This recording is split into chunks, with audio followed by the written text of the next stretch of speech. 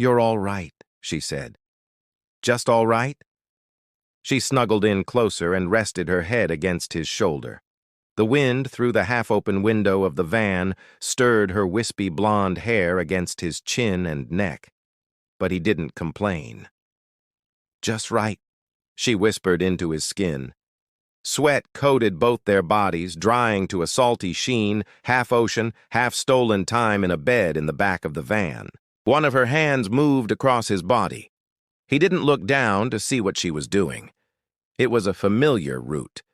She was tracing the contours of his scars. There were plenty of them. A long, thin, white line from a knife, stark against his sun-tanned torso. 2 pucker wounds in his left shoulder like tiny volcano humps. If he rolled over, she could trace whip marks and belt marks, like miniature ridges that lined the corded muscle. She had asked once. When he didn't answer, she accepted the silence as answer enough and let it go. It was one of the things he liked about her. Liked, Brill thought and sniffed. "What?" she asked in a sleepy voice. "Nothing." He tightened his arm and curled her closer to him. "Just happy." "You sound surprised, man." Her accent was English, though she hadn't been home in more than 5 years. He almost shrugged, but didn't want to disturb the way she was on him. "I guess I am," he confessed. "I didn't see myself here." "With me?" "With you," he said.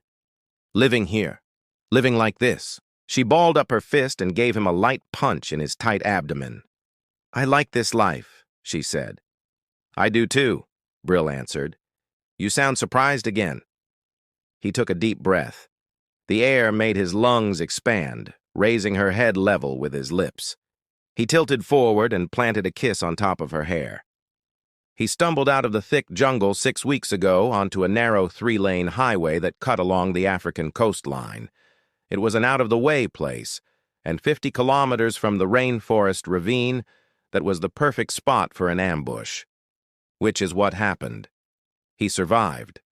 The others did not.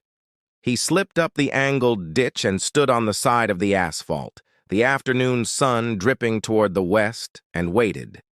Waited for the bullet to rip through the foliage and take him out, like it did the rest of his squad.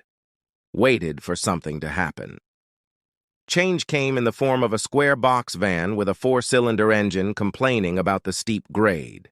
Strands of long sun-bleached hair escaped from a loose ponytail and fluttered around cheap metal aviator shades as she pulled up next to him.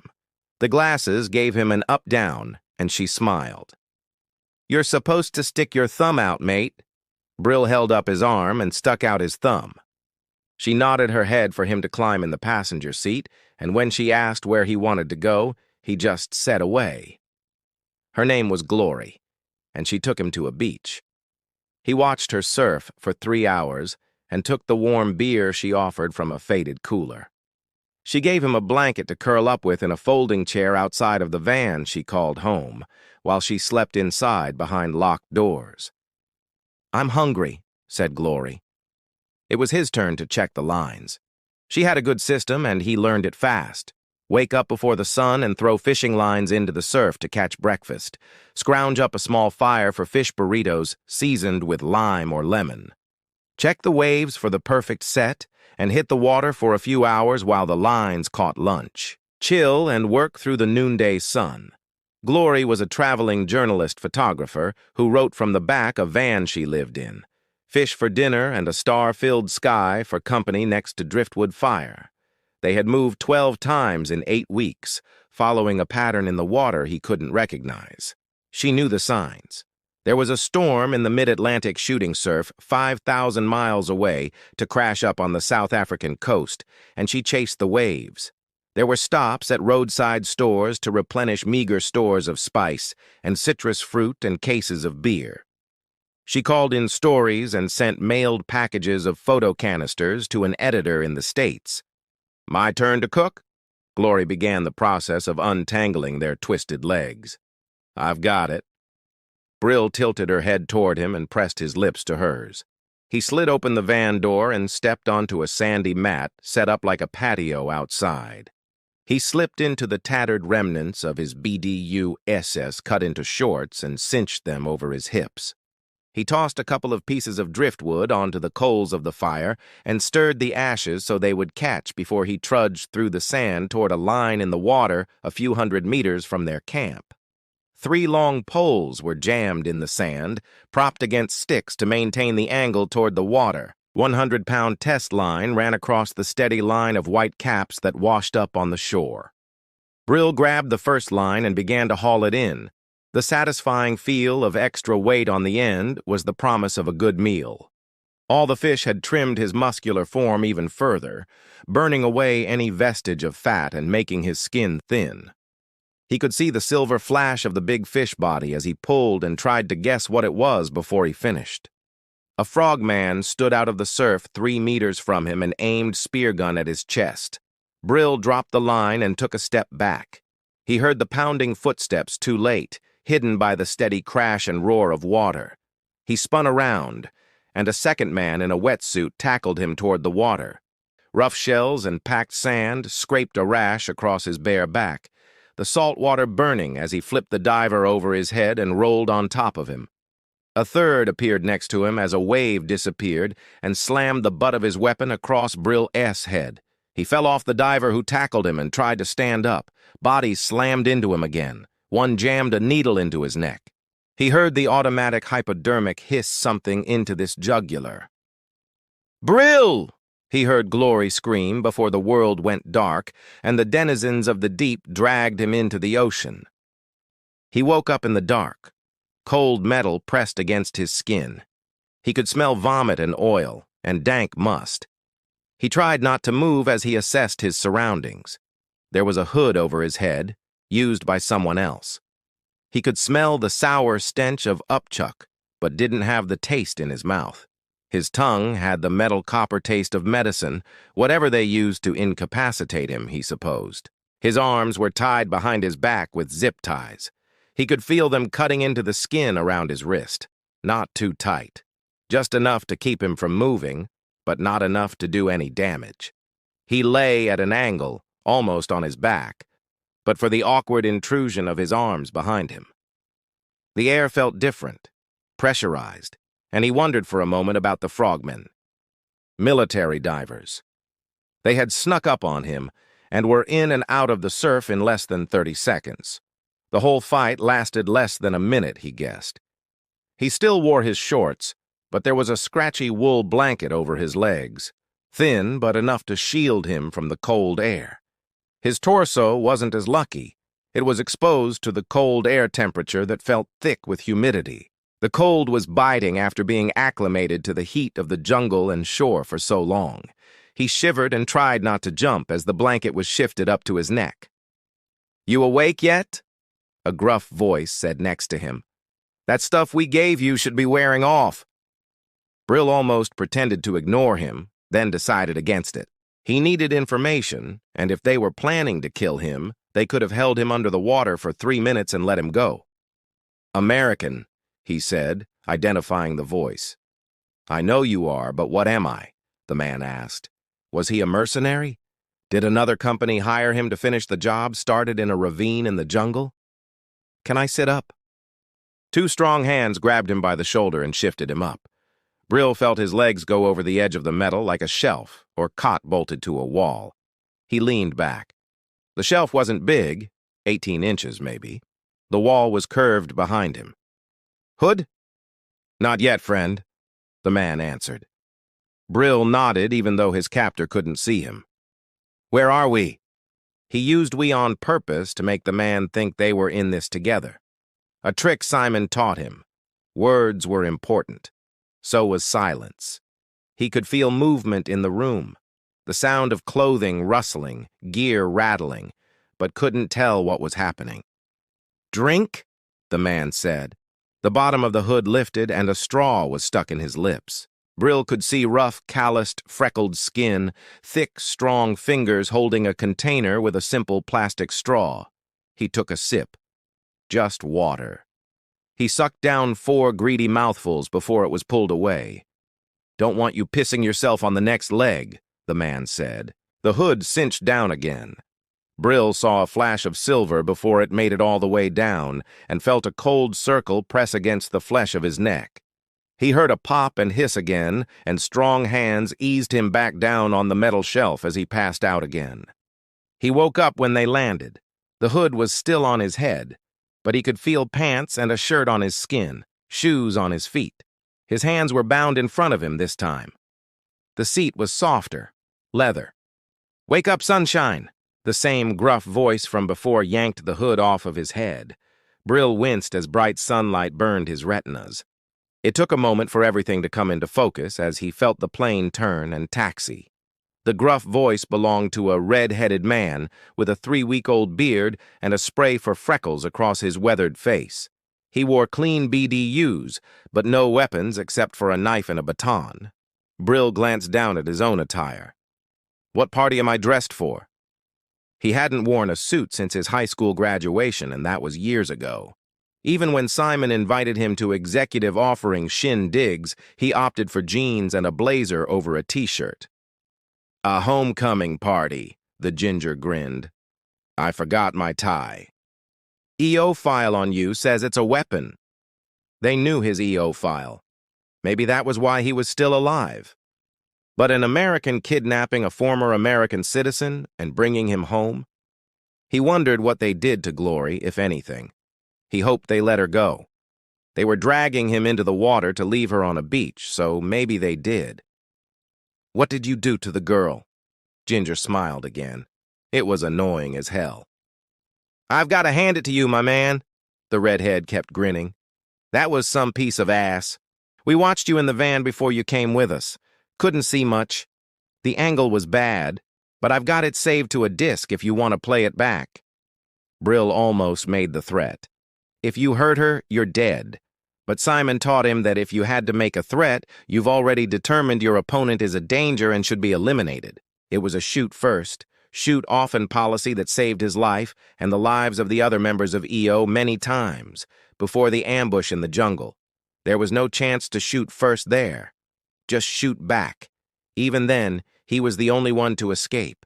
The only one to get free from the hail of automatic weapons fire that shredded the leaves and chewed up the black African soil around them. Glory rescued him. Not from the actual ambush, but the aftermath. She healed him. "I can see that look in your eyes," the redhead said as the plane jerked to a stop. "I don't like that look, friend. Your girl is fine. We didn't touch her. Just you." Brill took a breath, but kept his gaze on the gruff man across from him. The man held up a hand with 3 fingers in the air. "Scout's honor." Brill tilted his head to one side. Simon told him once that he had shark's eyes. Brill knew what he meant. Dark eyes, almost black, and a way of looking at someone like they were prey. He supposed they were. He trained harder at the EO camp than anyone, trained longer. He wanted an edge, and hard work was the only way he knew how to get it. It also taught him something. He was good at it. Not just the training, but what they were training to do. Kill. He was better than most, and since he knew it, there was an air of confidence about him. Even the red-headed man could feel it, though Brill was bound by zip ties and buckled in an airplane seat. The pilot stepped out of the cockpit and folded down the stairs from the side of the plane. He stepped back inside and shut the door. Brill heard it lock. The man grabbed Brill by the upper arm and helped him up from the seat. "What's your name?" Brill asked. "We don't go by names," the man offered. "Everybody's got a call sign." "Top Gun bullshit," Brill said. "You ain't wrong," the man said. "Watch your step." He eased Brill down the steps and led him onto the tarmac toward a waiting black Suburban. "Any advice for the dance?" Brill asked, as his captor put a hand on his head and ducked him into the back seat of the SUV. The driver gripped the wheel and didn't turn around, but Brill noted him watching in the rear-view mirror. "It's not that kind of party." The man grabbed the seatbelt and leaned across to strap Brill in. "Snug as a bug," he grinned and stepped back. "Thanks." "You can call me Bulldog. Don't thank me. You don't know what you're getting yourself into." Brill held up the knife he swiped from the man's belt as he leaned over. He slit the zip ties holding him. The driver twisted around and lifted a Glock 19. Brill darted forward, slammed the knife into the driver's eye, and caught the Glock as it fell from his twitching hands. He swung around, thumb clicking the safety on the pistol. A hand jammed his wrist and pressed it against the back of the seat as Bulldog pressed the barrel of a .45 into his forehead. "Drop it! Drop it!" the ginger shouted. Brill let the weapon fall into the floorboard. He stared at the white finger against the trigger, waited for it to flex. "Fuck." Bulldog stepped back out of reach, weapon still trained on Brill. "I hate driving." "Mr. President." "Hey, Senator. Damn good to see you." The president lifted himself out of the chair behind his desk and moved around to shake the senator's hand. "I'm glad you could make it." "Thank you, sir." "Cut the sir crap. You want an iced tea?"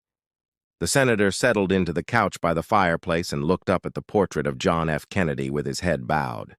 It normally hung on a wall in the hall in the East Wing, but the president had his decorator move it into the Oval Office so he could capture comparisons to his young predecessor. "That sounds good, Mr. President."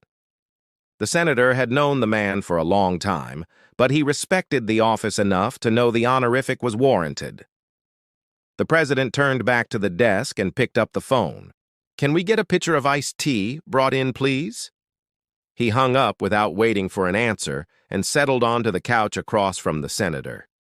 He stretched out his long legs and put both hands behind his head, looking confident and relaxed, even though his dark hair had gone gray almost as soon as he took office. A hazard of the job of being the most powerful man on earth at times. "You want to wait or jump right in?" "Let's jump right in," said the senator. "You remember that boy we sent to South Africa?" A frown marred the visage of the president as he massaged up a memory. "Smart something, right? First name was Smart." The senator grinned. The president had a gift for names and never failed to remind them of that talent. "Brilliant," he answered. "Brill. Brill Wingfield, that's right. Good old small-town boy. He died in Angola, right?" "That's what we were told." "Is what we were told true?" "No, sir." The president sat up and this time massaged his temples. It was a simple off-the-books agreement between the senator and a boy they selected to do some reporting back to them prior to him taking the Oval Office. In the years since, it might have been called insider trading or corporate espionage, the intelligence gathering they tasked him with, but they felt enough removed that it wouldn't come back to bite them in the ass, especially once he died. "He's not dead?" "A CIA team picked him up this morning. Same name, same fingerprints in our systems, but he's a South African citizen." "How is that?" "The minister we sent him to spy on reported him dead with his daughter when rebels attacked the camp they were in," said the senator. "He lied." "It seems so." "And now we have him?" "Brill.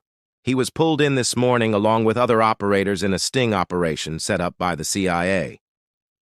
Working with terrorists." The president crinkled his brow. "It was a low-level threat to us, so you were debriefed on it several months ago. The CIA acted on a tip and closed the net." "Is he a joint citizen?" "He is." The senator nodded. "Then bring him home." There was a quick knock on the door, and it opened to admit the president's secretary, bearing a tray with a pitcher of iced tea and 2 glasses. The president hopped up and took the tray from her. "I'll get this, thank you," he said to her, and placed the tray on the coffee table between the couches. He poured a glass for Shelby and another for himself. They both took their time taking the first sip. "Damn, that's good iced tea," said the senator.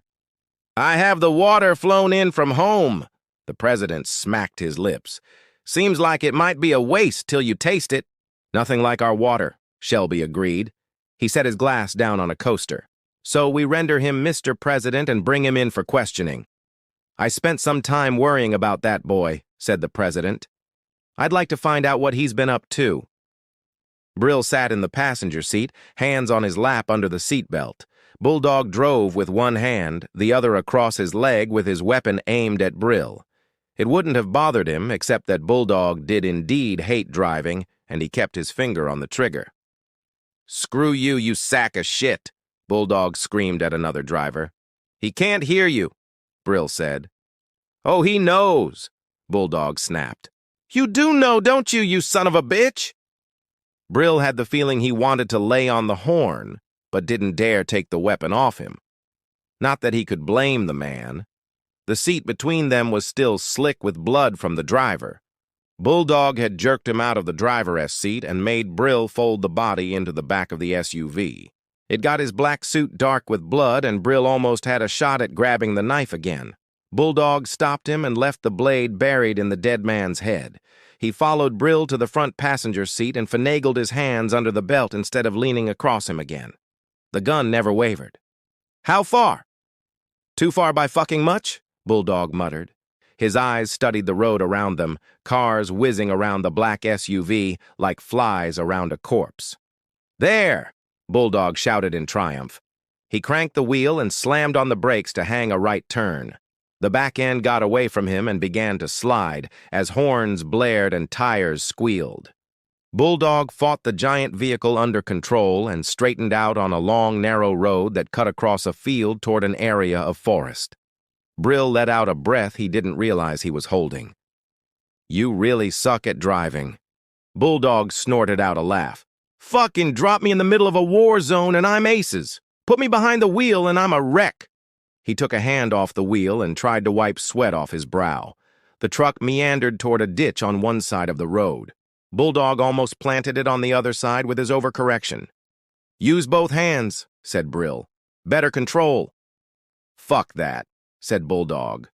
"I'm not taking any chances with you." Brill held 3 fingers up against his leg and tapped them until the man driving looked at them. "I won't try anything in the car," he said. "Scout's honor." Bulldog laughed. "You weren't a fucking Boy Scout." "And you were?" "I'm from New York City. We don't drive, and the only scouts in my neighborhood were lookouts for drug dealers." "I was a Boy Scout," said Brill. "Half a year in elementary school. Guess that wasn't in the file." Bulldog pulled the pistol back and rested it on his lap. He clicked the safety on and moved the other hand up to the wheel. Brill could see the tension in his shoulders melt down as he relaxed a little. Maybe he couldn't control the big truck better with 2 hands, but it felt like he could, and that helped. "It's not far," said Bulldog. "What else was in the file?" "Enough.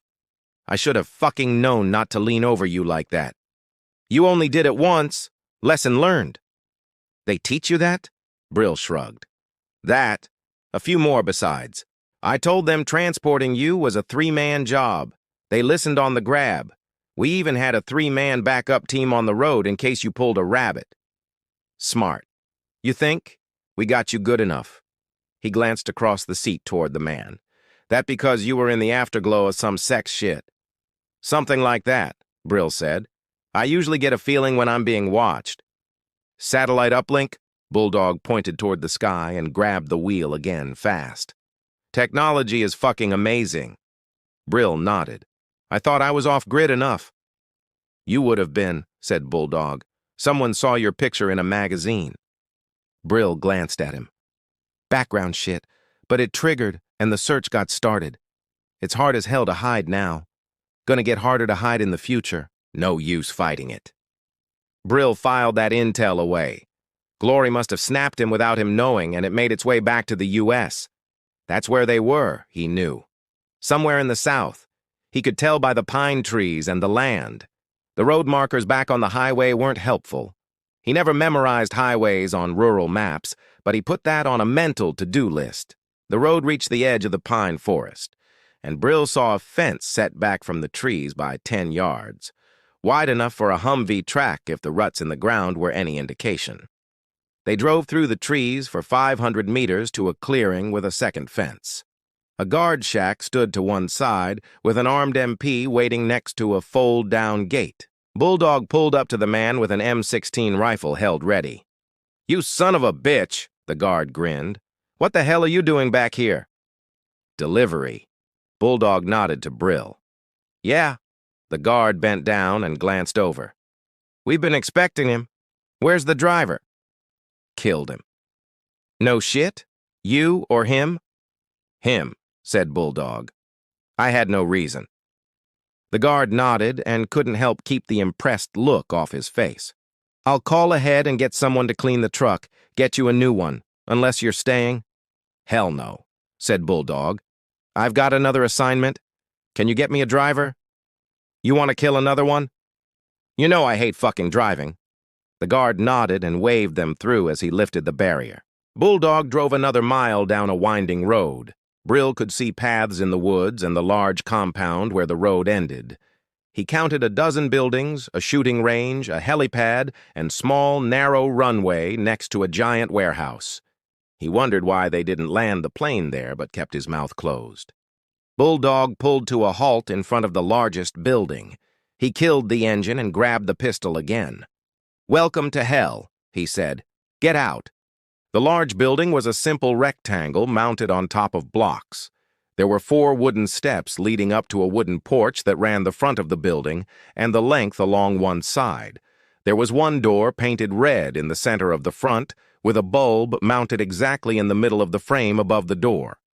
2 windows dotted each side, with 4 more along the edge with the porch. Bulldog pulled to the front of the building. Tires crunched the pea-gravel drive as he slowed to a stop. The red door opened, and a tall woman stepped into the sun. "This is where you get off," said Bulldog. He lifted the pistol and aimed with one hand while he unfastened the seatbelt with the other. "Get out!" Brill used his bound hands to open the door. "Be seeing you," he said over his shoulder as he slid off the seat. He heard the safety click as his feet crunched on the ground. "I better not, man," said Bulldog. "The 2 of us in a room, I don't like the odds of both of us getting out alive." Brill snorted and hip-checked the door closed.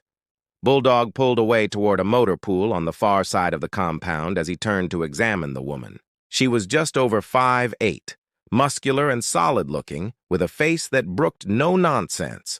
Her prim suit was tailored and a muted gray.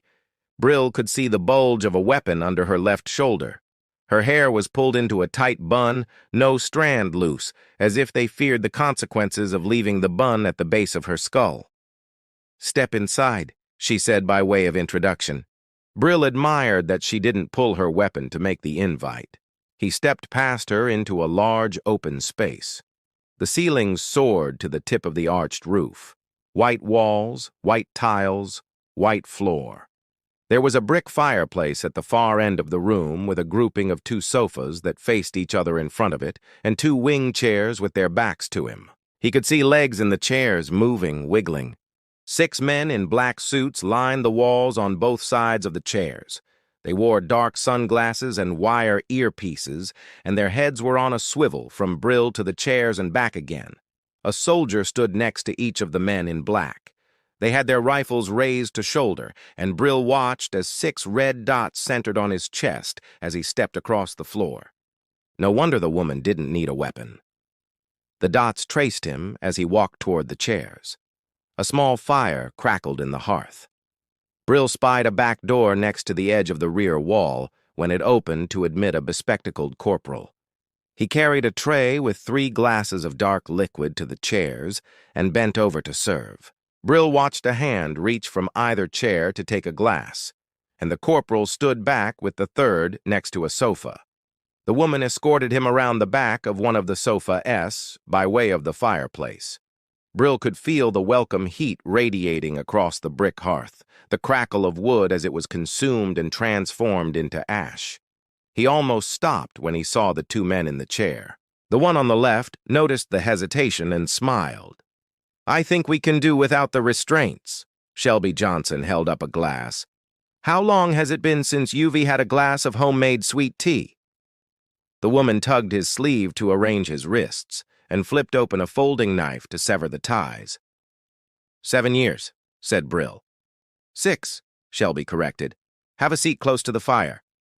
Brill took the last glass from the tray and sat on the sofa. The corporal disappeared through the rear door, and the woman moved to the opposite sofa closest to Shelby. 2 of the red dots settled on his chest. He caught the dazzle of one as it centered on his forehead and assumed the other 3 targeted his back. They weren't taking any chances. He didn't know if he should be flattered or offended. "Hello, Brill," the other man said in a velvet voice. "Governor." "It's president now," Shelby corrected. "Dondi, guess you keep up with matters back home all the way over there in the jungle." Brill took a sip of tea instead of answering. "You had us worried," the president said. "Our intelligence suggested you died a few years ago." "Almost had you a gold star on the wall," Shelby added. "We were going to do something about it and make it official, but our hands were tied in the matter." "Turns out the accolade was unnecessary," said the president. Brill felt them watch him, felt the eyes of everyone in the room on him. "You're wondering why you're here?" Shelby said. He was long and thin, a fringe of hair cut short around his polished pate. He wore round glasses on the middle of his nose, so he could peer over the top, and Brill wondered if it was an act designed to throw off anyone sitting across from him. "I was snatched off a beach before breakfast, Senator," said Brill. "Did you eat?" The president smiled. It came out in the southern drawl, all the words connected and smacking of home. "Did ya eat?" "No, sir." The president moved his eyes to one of the men in the corner. That was all it took, a sign of power that was impressive, a look to a guard. The man raised a radio on his wrist cuff to his lips and muttered into it. "That whole mess in Africa worked out all right," Shelby said. Brill drained the rest of his sweet tea and gripped the glass. The woman stood from the sofa and took it from him. Smart, he thought. Keep weapons away from him. Any potential weapons. "Mess," said Brill. "Damn sorry about all that," said Shelby. "Course, like I said. We thought you were dead and gone. By the time you popped up on our radar again, the CIA was building a goddamn file on you as thick as a history book." They had a file on him. "Executive offerings." "Damn right. That son of a bitch running things over there is one slick bastard." Simon Oliver. Mercenary turned CEO. One of the men responsible for making Brill who he was today. Of course, the converse was true, too. When they met, Brill was just out of being a kid. Simone was leading forays into the Angolan jungle for the highest bidder, securing mining sites for gold and diamonds, fighting rebels, or sometimes fighting the government.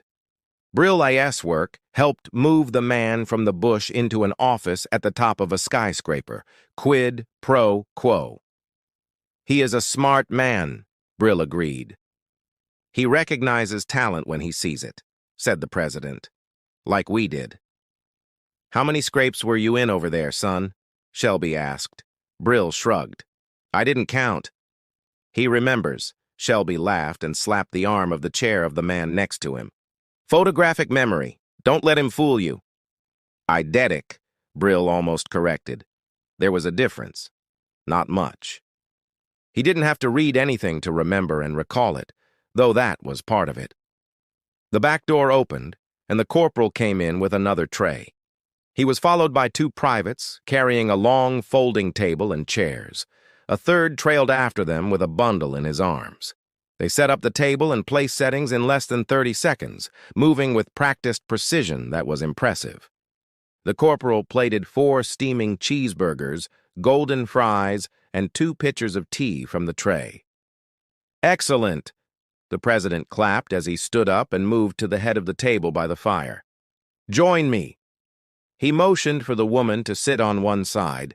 Shelby moved to his right, and Brill sat in the open chair at the far end of the table. "I know it's not much," said the president as he waved for them to tuck in, "but the wife won't let me eat hamburgers at the White House, trying to cut back my cholesterol." They ate in silence for a few moments. The woman took small, delicate bites that were precise and deliberate. She chewed each bite 19 times and washed it down with a sip of tea. Brill noted she grimaced a little after each sip. She didn't like sweet tea. Shelby didn't eat the burger at all. He sliced it in half, then picked up a French fry and worked his way down to the end. The president scarfed his burger with big, appreciative bites, chewing with gusto and wiping the juices from his chin after each. Brill ate like a soldier. He tore the burger into pieces and moved fast. It disappeared before the others were half done. Practically starving. Ate nothing but fish for 3 months, Shelby told the president. The senator took 1/2 of the hamburger and put it on Brill's plate. "My wife would love you to get me to do that," the president said between bites. They had been watching him for months, Brill thought. When had she sent that picture? "Let's just get down to it," said Shelby as he passed the other half of his sandwich to the president. "We've got to get you back before anyone knows you're missing." Shelby pushed his plate away, the rest of his fries untouched. "That EO business is done," he told Brill. "Your boss is about to get some indictments that are going to curtail his activities on the Dark Continent." Brill wiped his fingers on the linen napkin and leaned back in his chair. The burger was good, better than good, and since he hadn't eaten in a day or so, it made it even better. "Did you have something to do with the ambush?" Shelby waved it off. "That bulldog fella is Special Activities Division. You would have been better off asking him. But I can assure you the president didn't sign off on that." "Did you, sir?"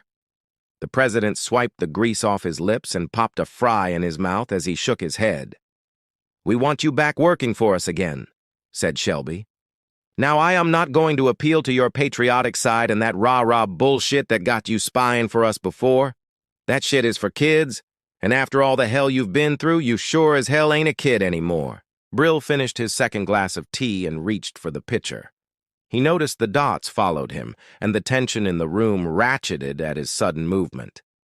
"Everyone is very jumpy," said Brill as he eased back into his seat slow and easy. "You can tell them I'm not going to hurt either of you." Shelby flicked a glance at the woman. "You didn't mention her." "I don't know her," said Brill. "She's got a .45 strapped under her shoulder and a backup piece in the small of her back. I assume she can take care of herself." Shelby laughed and slapped the table. "Told you he was a goddamn lethal weapon," he turned to Brill. "How many of these soldier boy fuckers could you kill before they got you?" 3. Just like that, Shelby turned to the president. "I told you he would know. There are 12 men in here," the president said as he watched Brill. That one, and him." Brill pointed to 3 men on the wall. "You agents wouldn't have fired when I moved because it would put you in line of fire." He motioned to the 3 men in black on the president's side of the table. "Those 3 would cover you, and the 4th guy would move you." His fingers moved to show the men he was indicating. "The soldiers were told to shoot with precision, but those are automatic weapons. If they shoot, they might get her and the senator. Maybe you too. They're thinking about that. It would affect their aim." "Why 3 then? Why not all?" "That guy," said Brill as he pointed out the Secret Service agent on his left. "He's your best. My bet is he would keep his head when it all started and end it as fast as he could." "Why not take him first?" Shelby couldn't stop smiling. "There's a sofa between us. The obstacle would add too much time for him to draw his weapon." The president shared a look with Shelby. "You were right.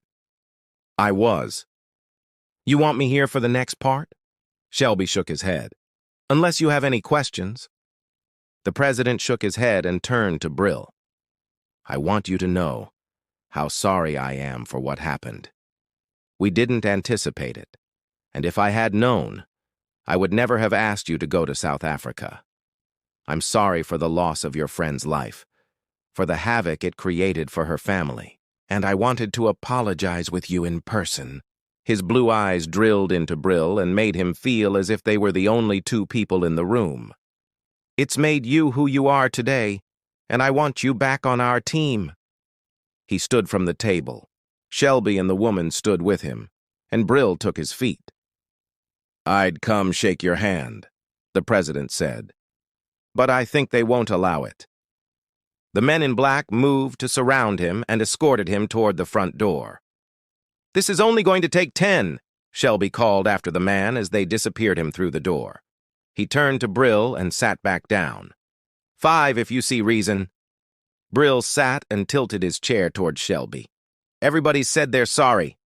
We've had lunch. Now it's time to talk politics. He wants you on our side. I want you on our side." "You couldn't just ask me on the beach?" Yeah, maybe I didn't know the details of how it was going to happen. Technically, you are an enemy combatant working for a mercenary force in a foreign country. That's all by the book shit. This, he waved at the walls, this is off the books shit. Who is she? Brill asked about the woman who hadn't spoken since they entered the room. This is Zelda. She's in charge of this training camp.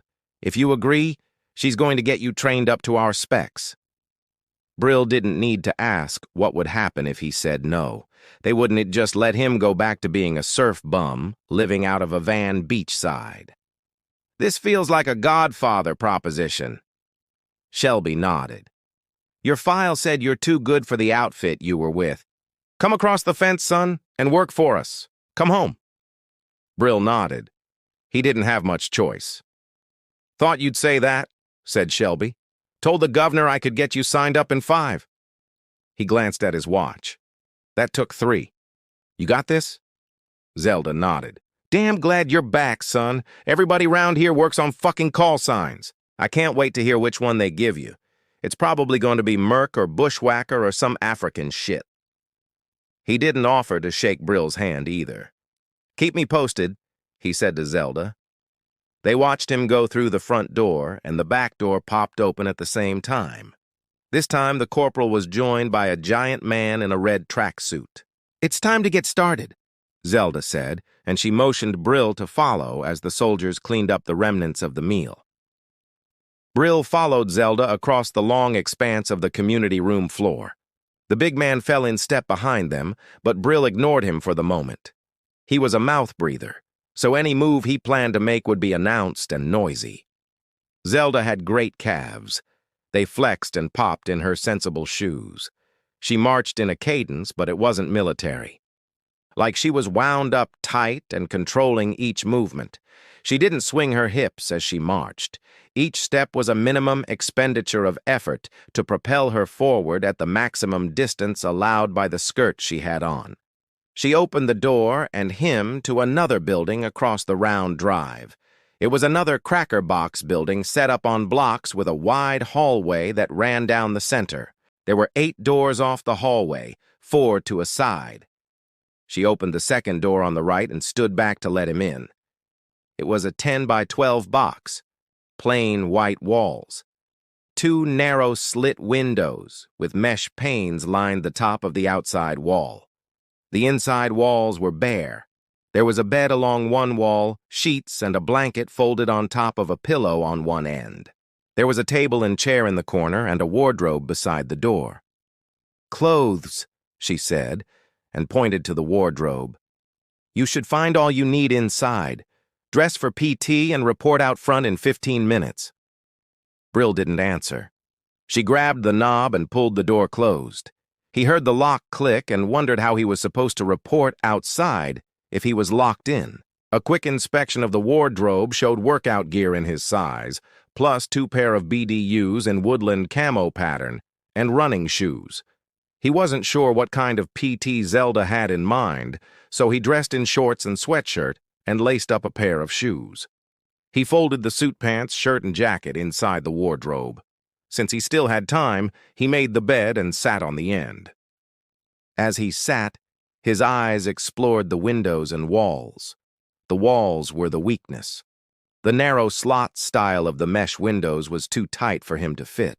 The metal door frame looked reinforced, so whoever built the place had designed it so anyone inside the room wouldn't be kicking their way out. That left the walls. They were whiteboard, common enough in construction with a 16-inch on-center spread. Would they have put material in between? He wondered.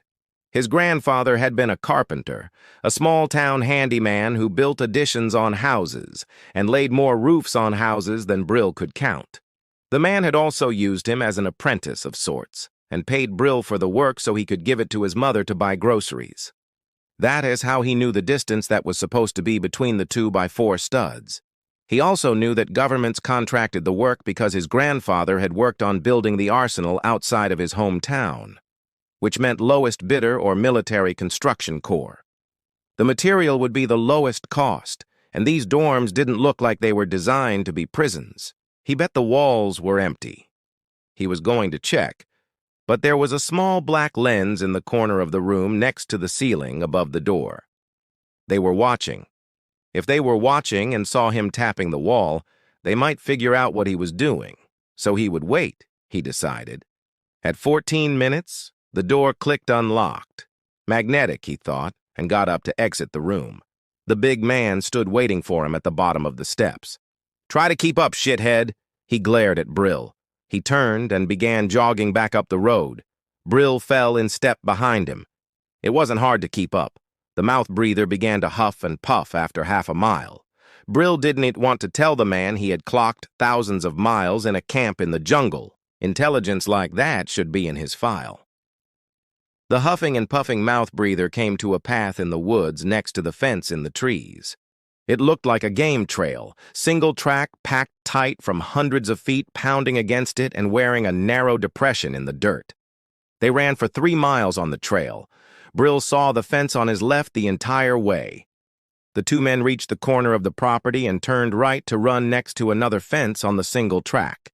4 miles later, they did it again. Sweat dripped from the big man, drenching the back of his tracksuit top and dripping down the shaved contours of his buzz-cut head. His jog had turned into a shuffle. Breath wheezing in and out sounded like heaving bellows. When they reached the next run, he slowed to a fast walk. Their pace dropped from a 7-minute mile at the start to a 16-minute mile. Brill waited for a break in the edge of the trees and jogged past the big man. "Hey!" He heard him wheeze a shout.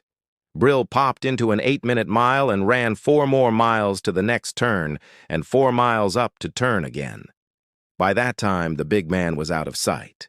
He focused on the sounds of his feet swishing on the trail, the feel of the wind in his face. Pine forest smelled very different from the jungle. Less fetid, the air less thick. Part of it was humidity, part of it was place. Since the road was 3 miles from the first turn, he assumed there was a mile left. He slowed to a 10-minute mile, partly to stretch the time, partly to let the big man catch up with him. He reached the road, and the sweating giant stood waiting for him, a greasy grin on his slick face. "That was just to show you, you can't escape," he said, still struggling to catch his breath. "You're in a box, inside a box, with 2,000 Marines on the other side with orders to shoot on sight if you go over the wire." Brill glanced up the road. They were inside a Marine base, which had to be Camp Lejeune. He tried to recall any smaller naval bases that Marines would guard on the East Coast, but couldn't at the moment. "Got it?" the big man growled. An open-top Jeep roared up the road from the Marine side of the installation. Brill spied Zelda in the passenger seat, the corporal behind the driver's seat.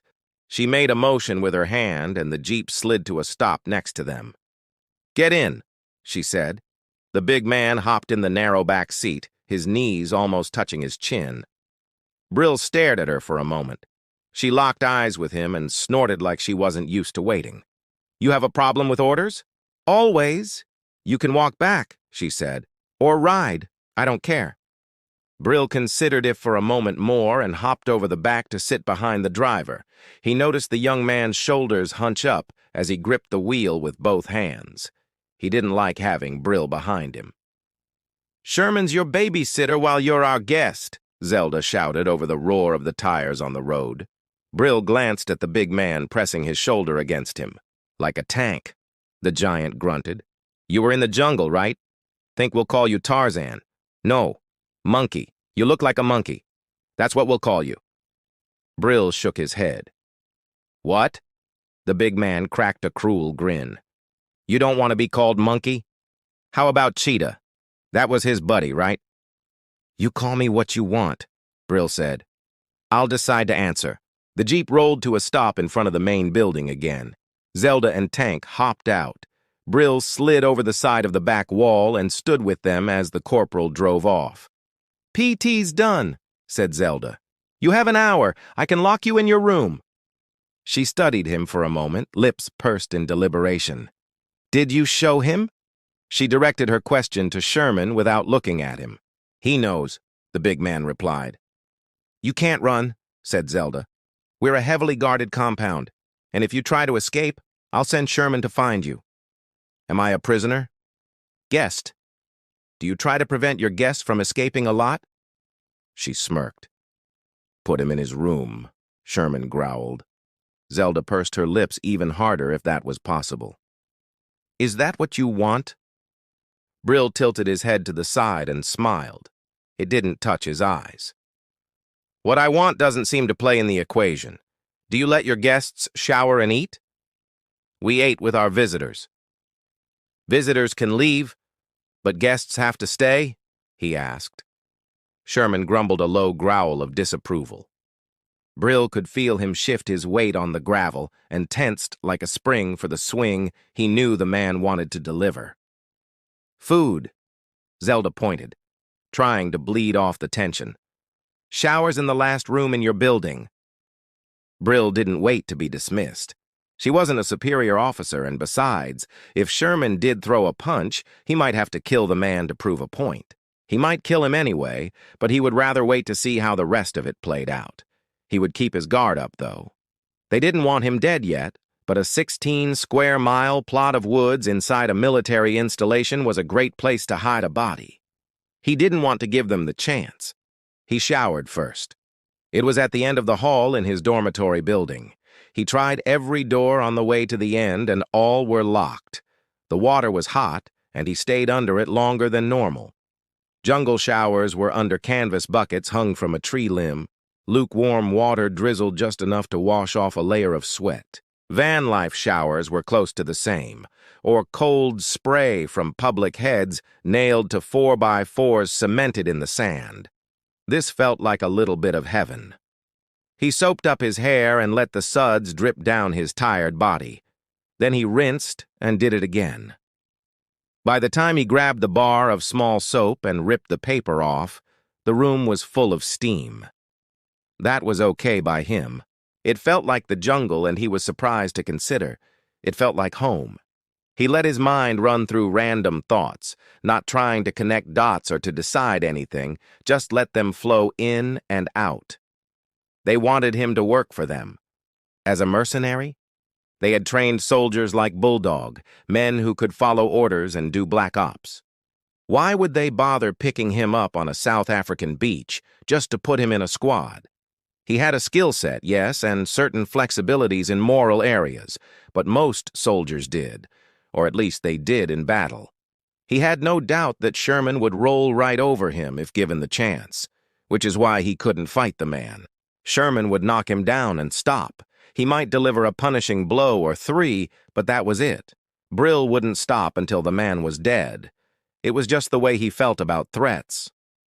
Simon had tried to reason with him about it, that there was gray area in his all-or-nothing philosophy. Not for Brill. Gray area, yes, when it came to certain things, but for threats and how to approach them, it was simple math.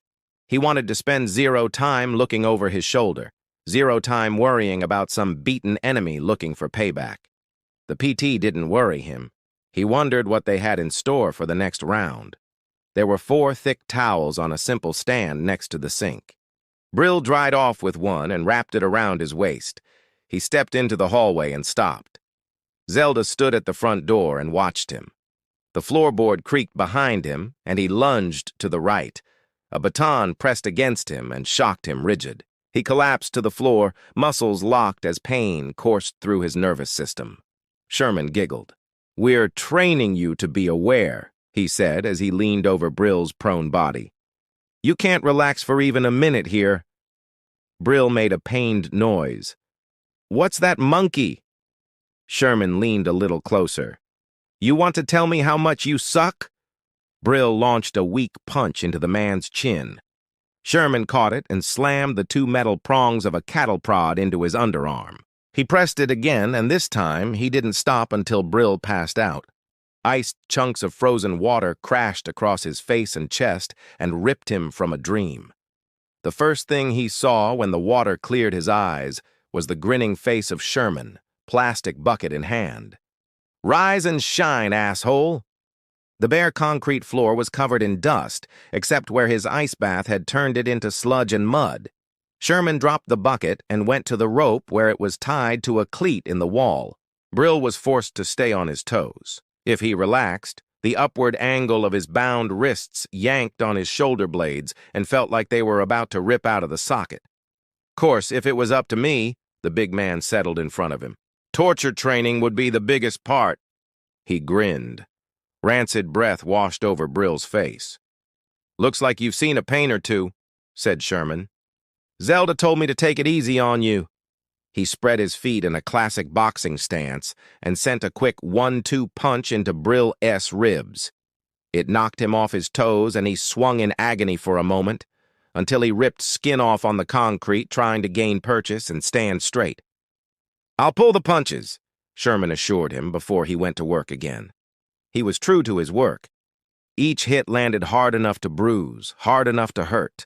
They were well placed, well timed. Brill felt like a heavy bag going through a workout.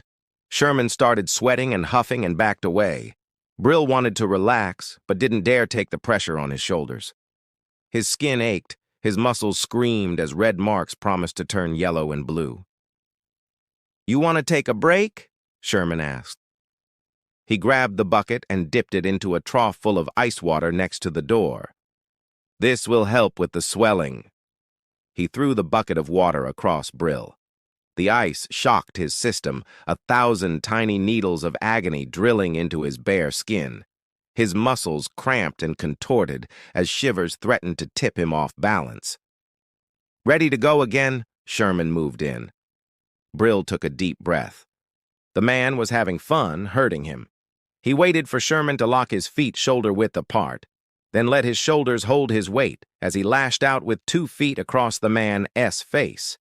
Bone cracked and Sherman screamed as he tumbled backwards. Brill swung his feet, hanging like a pendulum, and bit back a scream as his shoulders protested the movement. He hooked his feet around the rope holding him to the wall and finagled some of his weight on it. It pulled him up as it pushed down, and he finally did scream. But he was able to grip the rope between sweat-slicked hands and relieve the pressure off his joints. He got a few inches up the rope and gripped it tight. Sherman bellowed as he pounded across the concrete. Brill swung out of reach. The big man swiped at him, missed. He grabbed the rope attached to the wall and hauled on it. It lifted Brill higher off the floor. He held tight as the big man let go. Let Brill's weight and gravity yank him down. Brill bounced on the end of the rope. It slid through his hands and peeled skin. But he held on. Sherman lunged for him again. Brill put a foot out, caught him in the shoulder, and used their momentum to fold his leg in a triangle around Sherman's neck. He locked it tight under his other leg and squeezed as he tried to hold himself up with the rope. Sherman punched his thigh, his calves. He sent upward roundhouse swings into Brill's battered torso. The hanging man squeezed tighter, locked in the hold. All the big man had to do was drop. The weight of his massive body would rip the rope out of Brill's blood-slick and burned hands, and he, Sherman, could catch his breath as Brill dangled. The shock of choking didn't let him think. All Sherman could do was punch and hit. He couldn't consider any other option. Brill felt the punches get weaker. He was glad for it. They hurt. A lot. He didn't know how many more he could take. Sherman's arms dropped, and Brill felt him slide toward the floor. He let go and didn't even wince when the massive skull bounced off the concrete and split open a gash that leaked crimson into the dust. Brill stood on the body under him, using it to leverage his hands. The knot was complicated, and it took several moments to get it undone. He could feel the slow rise and fall of the chest under his tortured feet, so at least he hadn't killed Sherman. Not yet, though he was considering it when the rope came undone and spooled off his mangled wrists. They were scraped raw and bleeding, along with his hands and toes. He stepped away from the body and considered crushing his throat with the bottom of his foot. Brill decided against it. Decided it wasn't time in case this was an exercise and not some sociopath's idea to go off the rails. He moved to the door in the wall and grabbed the knob. It slid through his blood-slick hand the first time, and he had to use both hands to crank it open. Outside, twilight settled across the compound. The door opened on the backside of the warehouse. There was 20 yards of bare ground between Brill and the woods. He stepped into the grass, leaving bloody footprints as he angled toward the trees. He wasn't sure where he would go or how he would get there, but he knew that he was safer in the woods. He could rest and let his mind figure out what to do. A bright white spotlight painted his back and cast a long shadow on the ground in front of him. He didn't turn around, just waited for the bullet. "Congratulations," Zelda said in a flat voice. Her voice sounded amplified. Brill turned and held up a hand to block the light. "You've earned a night of rest," she said. "Your barracks are on your right." The light winked off and left him blinking against a blue explosion of stars that made him night-blind. He heard the warehouse door open, saw a dark Suburban back up, and two men wheel a gurney out of the back. Brill guessed they weren't going to shoot him, and he was right not to kill Sherman. Not yet, anyway. He hobbled across the bare space in the direction she had indicated and found the entrance to his barracks 3 buildings over. The compound was empty but for a few guards and the 2 men who wheeled out Sherman on a gurney. No one made a comment. They ignored him as he opened the door to the building and slipped inside. There was a first aid kit on the bed in his room. Brill didn't let the door close behind him. A small alarm began to blare after 15 seconds, but he ignored it. He shoved the door further back and hooked it with a hanger from the wardrobe. Then he grabbed the kit and hanger and let the door close behind him as he shuffled to the next room down and across the hall. It took 30 seconds to pick the lock with the hanger to a carbon copy of his room, with an unmade bed with waiting bedding against the opposite wall. He slid inside the room and let the door close. He used the hanger to pry the small pinhole camera from the corner by the door and twisted the wires undone. He wrapped the hanger around the doorknob and hooked it into the frame. It wouldn't stop a determined kick or shoulder, but it would slow whoever was trying to come in long enough for him to react. He sat on the edge of the bed and tended the raw wounds on his wrists one at a time, then his toes. He could not do anything for the bruises except swab antiseptic where thick knuckles had scraped away the skin and dry swallow 4 aspirin. Brill curled up on the bed without making it and wrapped a blanket over his battered body. Sleep came fast as he slowly warmed up under the blanket. He waited for the dreams to come. They were always the same. No matter how many people he killed, how many battles he fought, the dreams were about the one he couldn't win. He heard her scream, felt the ropes that bound his hands to the legs of a table, watched her bright blue eyes dim with pain, and then the spark left them as she died. There was nothing he could do in life to save her, and nothing in the dream could keep her safe. No matter how hard he trained, how much grit he could muster, it wouldn't make a difference. She would always be gone. He woke to a knock on the door. There wasn't a clock in the room, but it felt like a lot of time had passed. He slid out of the bed slowly, muscles aching in protest as he took a moment to wobble to the door. He unfastened the hanger and stood to one side as he twisted the knob and let the door fold in. "This isn't your assigned room," Zelda said as she stood out of reach in the hallway. "I'll have to make a change to the roster." "Not my problem," said Brill. She made a displeased noise in her throat. "Do you require medical attention?" She pulled out a notebook and held a pen over it. "That would have been a good offer last night." "We were tending to a problem you created," she said. "I broke your tank?" There was that noise again, a grumpy harumph in the back of her throat. "He was a highly trained agent," she admonished. "It cost us quite a bit of time and effort to prepare him for his duties." "Put it on my bill," said Brill. She glanced at the thin sheet wrapped around his waist. "You can get dressed," she said. "We can discuss the rest over breakfast." Zelda waited for him at the door as he dressed. He followed her with a limp as she led the way across the pea-gravel circle to the commissary. It was a small room with a long stainless steel buffet under warming lights. The choices were limited to protein, carb, soupy vegetable, and a roll. But Brill prepared a plate and sat at a table. It was tasteless but warm as they ate together in silence, a function more than anything. Zelda finished first, but her portions were smaller. She waited for Brill to push away his plate. Are you going to ask about Sherman? Brill shrugged and took a drink of lukewarm water from a plastic glass. I don't care about Sherman. His trachea is bruised. Does that mean he can't talk? Talk, she nodded. Can't eat solids. He shrugged again. Not my problem. It's my problem, she said. Therefore, it is your problem. He was supposed to train me. Train me to be tortured, Brill sipped. Train you to be prepared for what might happen in the field. Brill leaned across the table and was impressed she didn't flinch away. Does your file tell you the kind of training I've had? She shook her head. There are elements from your time with EO that we can't confirm. And before... Her brow crinkled in confusion. You weren't in it before. Brill leaned back. There were holes in his life story they didn't know about. Or maybe someone knew and they weren't sharing it with her. 4 years recce, said Brill. More with EO. I think I can take what you're going to dish out.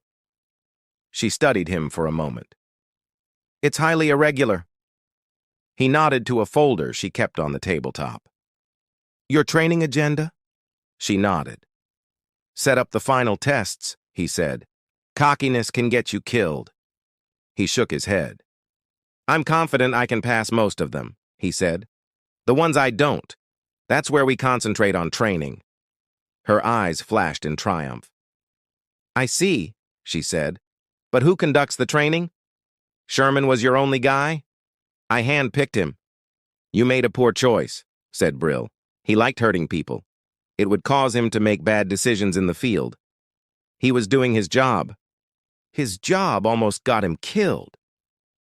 By you. By me. We could have stopped you. Brill launched himself across the table, sliding through the empty plastic plates and glasses. They clattered to the floor as he slammed into Zelda and tilted her over backwards. He rode her down to the floor, but shifted to take the brunt of his weight off of her and onto his injured shoulder. As he rolled away, he snatched the weapon from her holster and aimed it at the door. He planted his knee on her chest and held her down by the neck. Be still, he warned, and fired 2 shots into the frame above the door. Shoot high so there's no chance of hitting anyone, he said, unless you have an NBA guard on stilts. He held the smoking barrel close to her cheek, close enough to feel the heat, but he didn't press it against her skin. You have a smaller weapon in a slide in your back, he said. The only way you can stop me is if I let you. He dropped her weapon on her chest and moved away. The door to the room crashed in under a steel battering ram as Brill held up his hands and planted them on his head.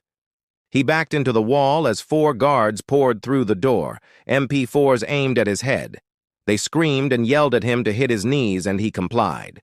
Zelda stood up and checked her weapon. "Stand down!" she shouted at the guards. "Stand down!" She had to repeat it louder because of all the noise they were making. Brill waited on his knees under the shaking short barrels of the rifles aimed at him. Zelda pushed between the guards. "I'm not impressed," she lied. "I have to get this uniform dry cleaned now. Bloodstains are harder to get out." "I've got him," she told the guards. "Resume your watch." The guards let their weapons go slack on short-strapped slings and marched through the door. "You get the rest of the day to recover," she told him. "Your freedom extends to the perimeter around the buildings." He watched her turn and walk away, stains dotting her skirt. After she left, he got off of his knees and looked at his own food-littered clothing. If this kept up, he would need to find a laundry or more gear first. "Are you a virgin?" she said. "No," he answered, but he might as well have been. He hadn't known the touch of a woman since Lorette, nor, truth be told, he hadn't wanted to be with anyone else. There were mostly men around since her, and after what the rebels had done to him, what they made him watch what they did to her, he never felt much sexual desire. Sure, occasionally he would wake up with a throbbing hardness that pulsed as he drifted in that netherworld between waking and sleep, so he knew he was still capable. And now, even as this blonde sun goddess of surf eased her mostly naked body closer to him, He could feel his pulse quickening and a familiar warmth stirring between his legs. He wondered what to tell her, if anything, of his past. Yet she seemed the kind of person who didn't concern herself with the past unless it was to speak of the waves that morning, nor was she the type to be preoccupied with tomorrow. She looked at him in the now, her green eyes flecked with golden spots and a spray of freckles scattered across her thin nose as she licked her thick lips. "Then you know what to do?" He nodded and licked his lips in return. She darted in and kissed him, pulling back after a moment as if to ask if it was okay what she did. His scarred hands found the back of her neck, and he pulled her closer to press his mouth to hers, and she was on him. He throbbed and pulsed, and she pulsed and throbbed with him. The first time didn't last as long as he would have liked. She enveloped him with a velvety warmth, and he spasmed with an apology that she kissed off his lips and ignored his weak protests to run her fingers across the scars on his chest, the bulging muscles in his biceps and crevices carved in his stomach. Each finger followed a line or seam trailing fire across his skin, and he did the same, tickling the tan lines on her back, the triangles, patches of white over each rose-tipped breast until he was ready again, and she was ready for him. The second time was better.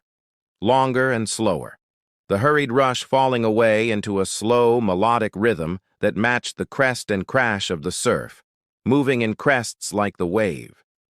She gripped a shoulder in each hand and shuddered, her legs clamping across him and drawing him deep as she held her breath and moaned out a giggle, and then he was done again and collapsed beside her, their sweat mixing and cooling in a soft breeze blowing through the open back of the van facing the ocean. Brill woke with her name on his lips, like a whisper. He stared at the hole in the wall near the ceiling where he ripped the camera out. The lens dangled on the end of the wire like a spider. They couldn't be watching, he said to himself, and even if they were, they couldn't read his mind. He sat up and folded the scratchy blanket back. At least they had let him sleep. He wondered for how long. The ache in his body told him a lot of time had passed, but some of it could be attributed to the abuse. Most of it, he shivered in the crisp morning air. He dressed in the same workout attire he had donned after his shower and vowed to get a watch or a clock to better tell time in this forgotten place. There was a light knock on the door. Brill stepped to one side so that if anyone came through with a weapon, they would have to sweep it toward the bunk and back of the narrow room. It wouldn't buy him much time, but any extra second could provide an edge. The knob twisted and the door moved in. "Sir," a nervous voice cracked. Brill peeked around the edge of the door and spied the corporal. He didn't wear a name tag nor any ornamentation on his simple BDUs. "Sir," the corporal repeated, "it's time for training." Brill nodded and stepped forward. The kid nearly tripped over himself as he rushed to back up and get out of the way. "Which way?" He waited. The corporal recovered and nodded in the direction of the front door. "Lead on," Brill told him. The young man licked his lips and paled. He didn't look too sure about having Brill at his back and kept glancing over his shoulder as he marched toward the door. "Coffee?" Brill asked. The corporal shook his head, but Brill ignored it and changed direction toward the commissary. "Sir," the voice squeaked again after several steps. He scuffed across the gravel to catch up. "Sir," he repeated, "we're going this way." Brill nodded. "Yes, we're going this way to get coffee. Then we can go your way." "But, sir," the corporal's voice cracked again. Brill glanced at him again. "You're not military, are you?" he said as he kept walking. The corporal puffed out his chest. "I am." "No," Brill said.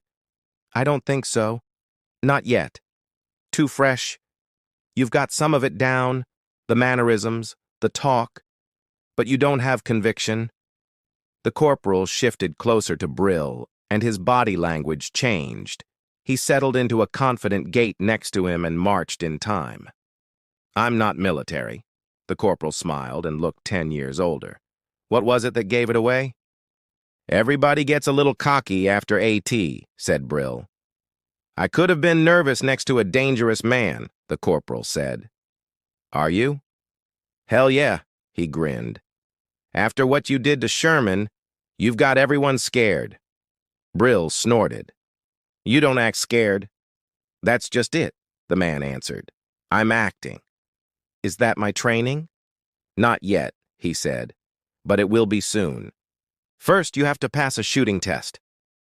Brill grabbed a cup of poured black coffee in from an urn. He passed the cup to the corporal, who took it and fished off 2 plastic lids from a station.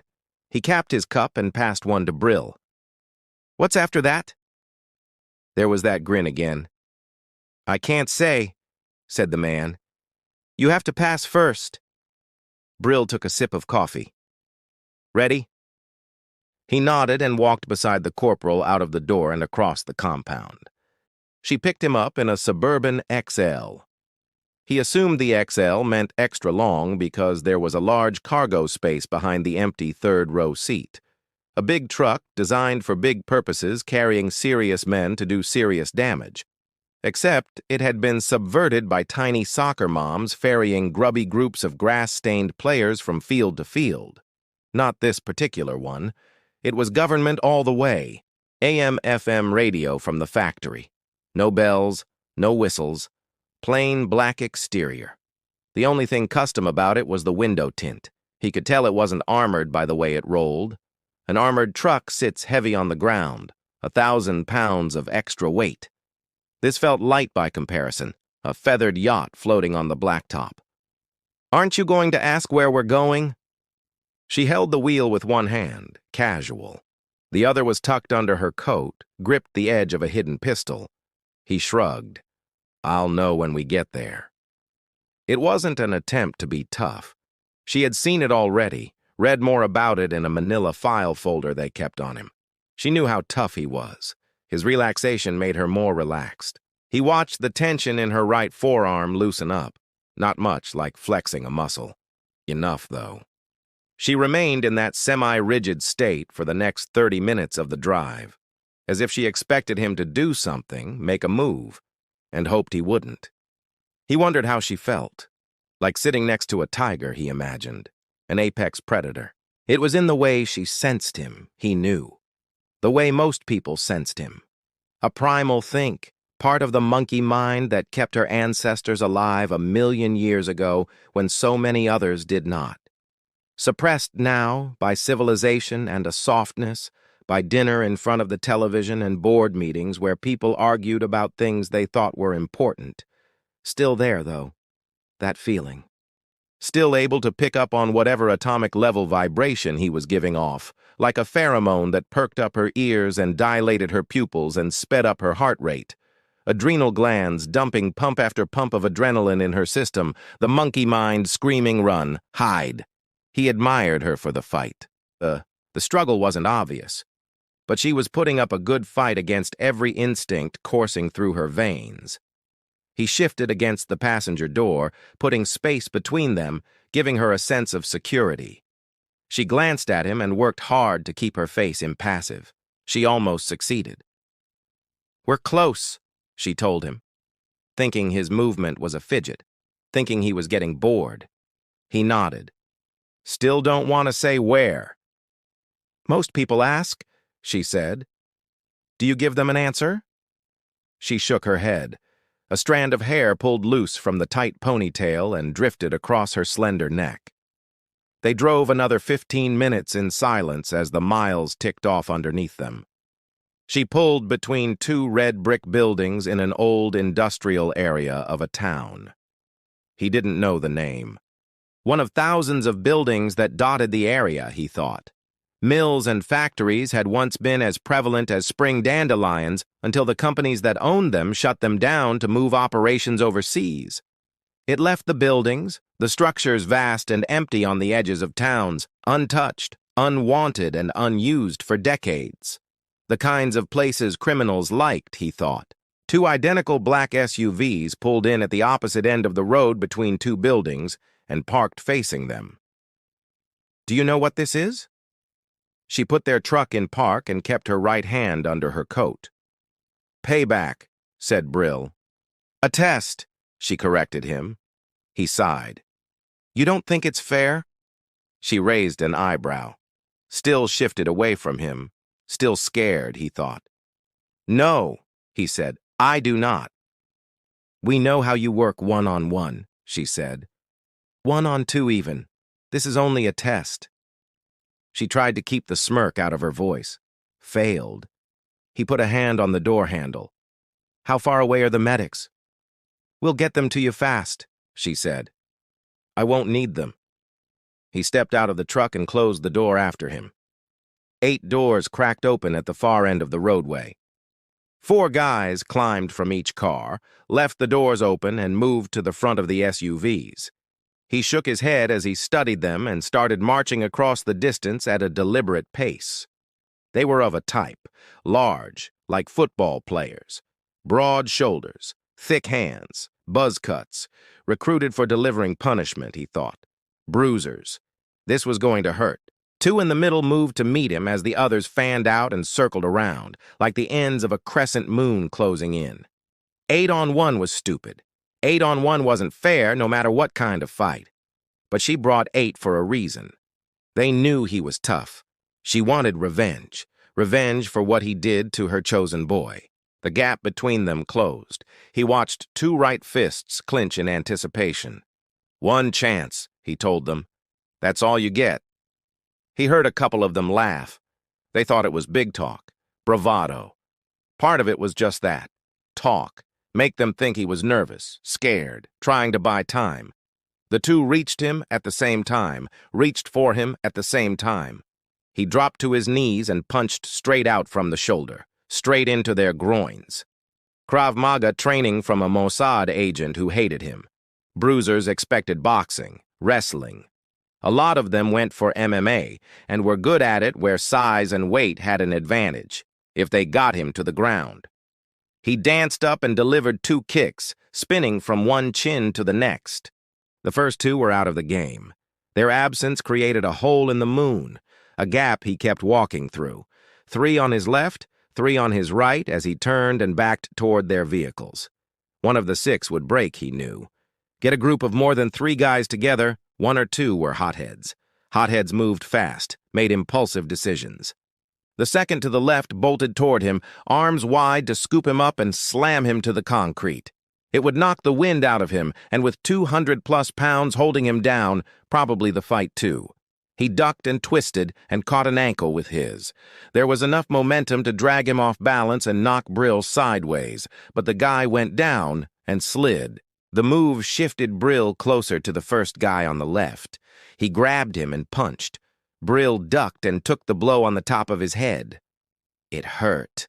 There might have been stars, little birds that twirled and twittered. The guy yanked again, hauled him close.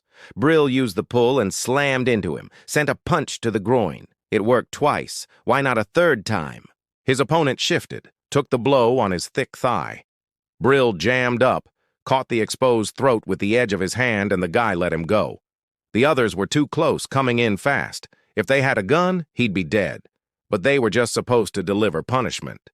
Watching 3 go down fast didn't stop the others, and the 4th guy was on his feet now, moving in with the others. They should have coordinated better, decided who would do what. Hell, they could have bum-rushed him against the side of one of the SUVs and pounded him into submission, 1 to each arm and leg. Bruisers don't do strategy, though. They wade in and rely on their size to overwhelm their enemy. Brill darted in an opening and ran toward the parked cars. They chased. He spun around, grabbed an outstretched arm as the first one made a grab and sent him into the grill of a truck.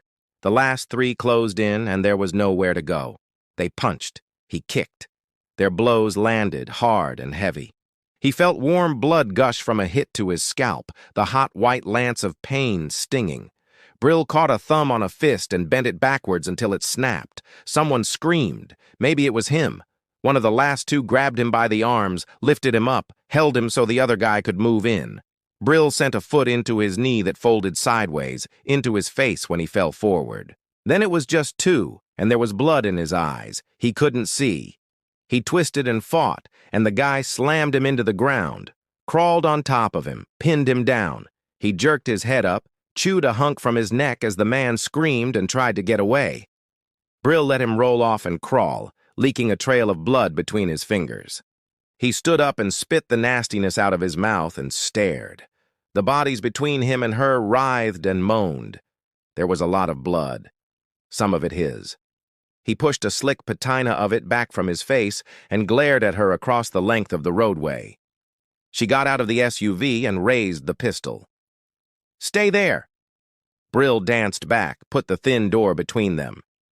That was no protection, though. He scooted into the wheel well under the steering column and saw the keys still in the ignition.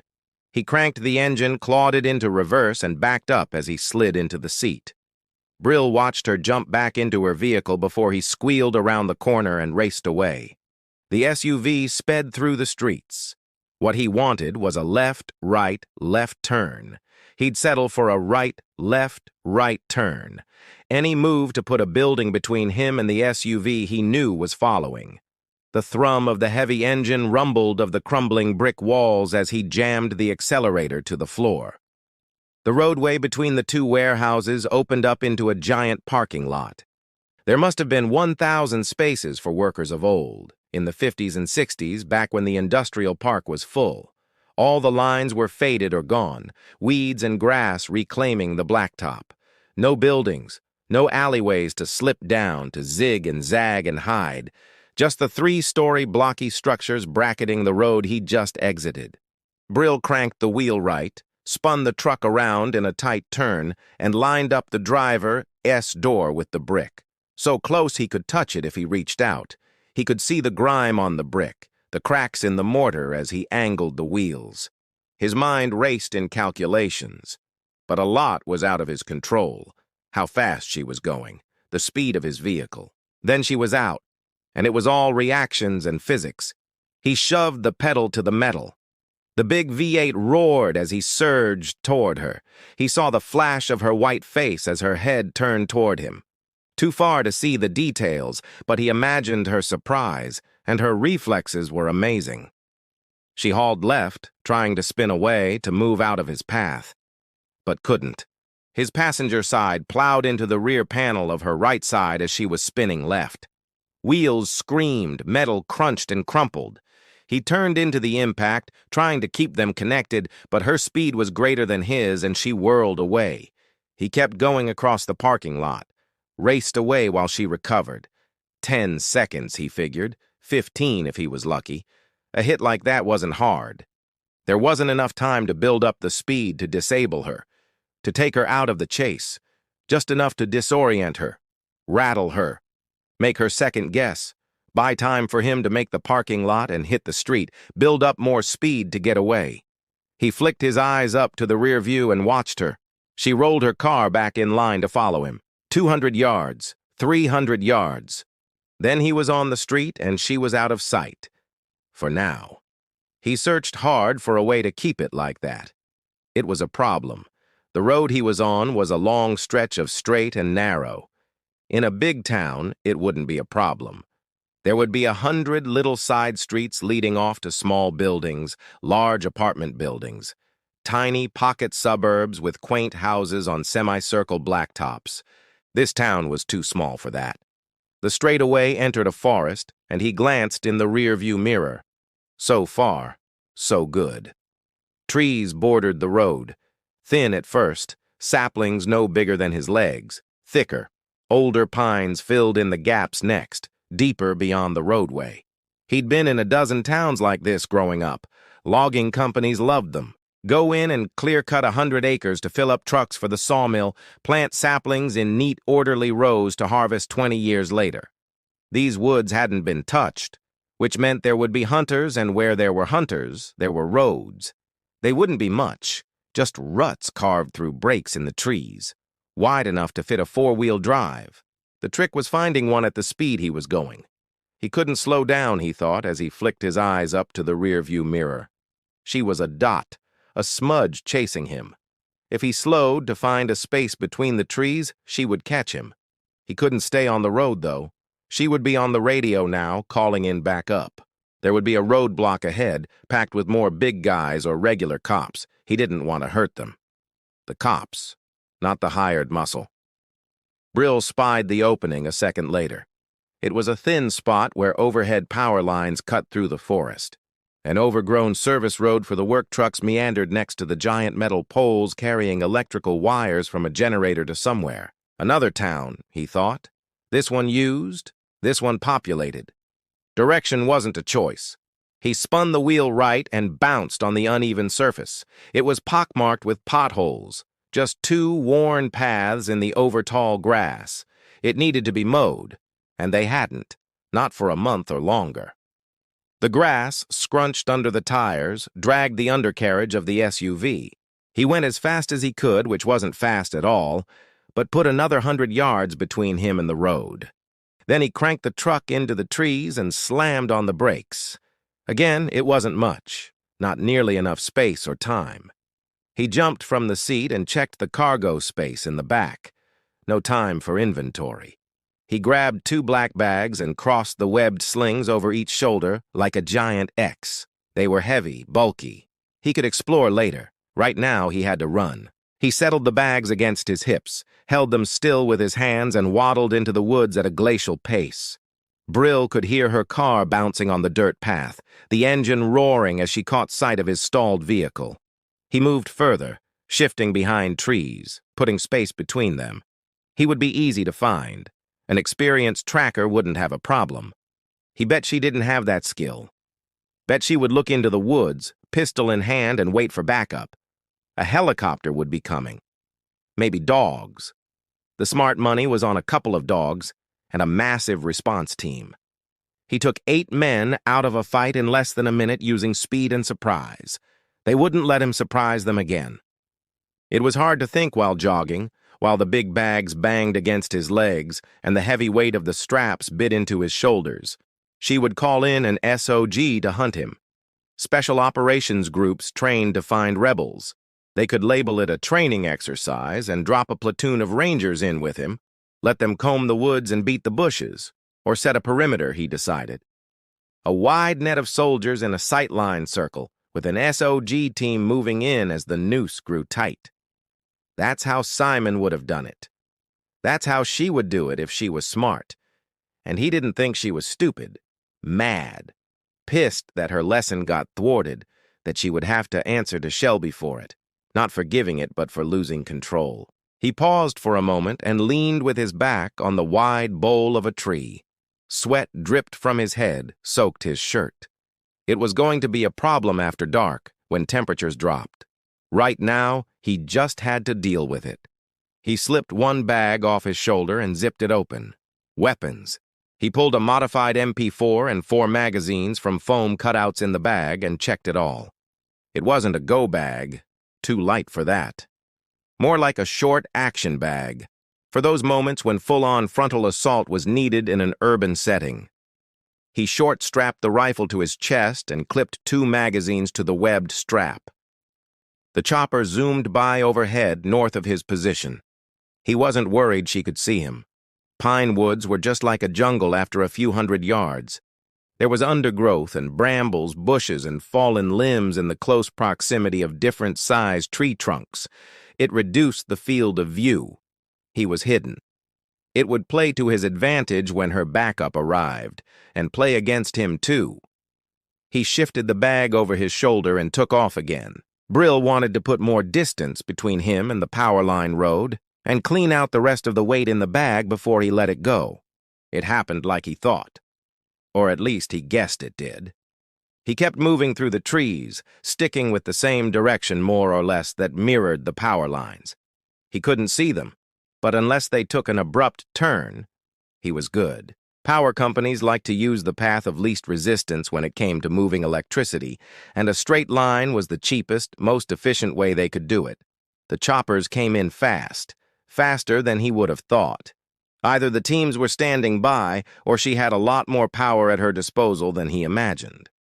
It was Shelby, thought Brill. Of course, the senator had power.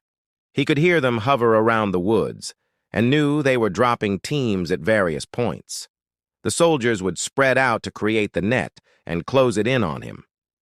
He stopped and rested for a moment as he cleaned out the first bag. K-bar knife, he strapped to his belt. 2 MREs, a flashlight, emergency blanket, fire starter, trauma kit, and shotgun shells. He unzipped the second bag to find a second MP4 and the same supplies, minus a shotgun and shells. He loaded and strapped the second gun, ripped the foam holders out of one bag, and transferred the rest of the supplies to it. He adjusted the straps so it rested in the small of his back, just below the second rifle, and kept one hand on the rifle strapped to his chest. "Not that I'll use it," he muttered. He wasn't going to kill a soldier for hunting him. That was just as bad as killing a cop for only doing his job. If they shot first, he would try to evade. Better still to just stay out of their way. It was tough. He didn't know where he was. Not the particulars, anyway. The terrain suggested the south, and the power lines had to go somewhere. There would be soldiers there, too, blocking the way, watching. Waiting, he decided. Holding out until dark. Except the men hunting him would have night vision goggles. He didn't have those in his bag. Advantage hunters. He tossed the extra empty bag up into the low branches of a tree and tried to keep it close to the trunk. Not a great job at hiding it, but if the men moved past it and kept their eyes on the ground, it could be missed. He scuffed up pine needles in long dragging marks as he took off. A little effort to keep eyes down and moving in a direction. He walked softer after a dozen feet. Stealth training in the jungles of South Africa and Angola had taught him how to move as prey. He had been both. Prey first, then the hunter. That was the training. He wanted to think beyond the hunt, what to do next, but that was a problem. To get to the next, he had to get through this first. If he made it out of the woods alive, he could decide where to go, what to do. But in the back of his mind, he had an idea. The germ of a plan, really. A seed. Something that could grow into a plan. Call it a goal. An overarching goal. Shelby had pulled him from SA, so he would go back. He had been happy there, living off fish and sunshine and sweaty nights in the arms of a woman he cared about. Before he could return, though, he had to make sure she was safe. There were indications of blackmail. They would hurt her unless he did as they said. The conclusion he reached was simple. Eliminate them. It was Simon's training. Once you determine a man was a threat, don't discuss it, don't talk about it, just solve it. Either remove the threat or disable it with enough force that it serves as a deterrent. It was simple, really. These people took orders. It was a pyramid leading up to one man sitting behind a desk. He may claim it was only a strategy, that he left the tactics to his boots on the ground, but he called the shots. The goal was clear. Shelby had to go, but first he had to get out of the woods. The jungle had a sound all its own.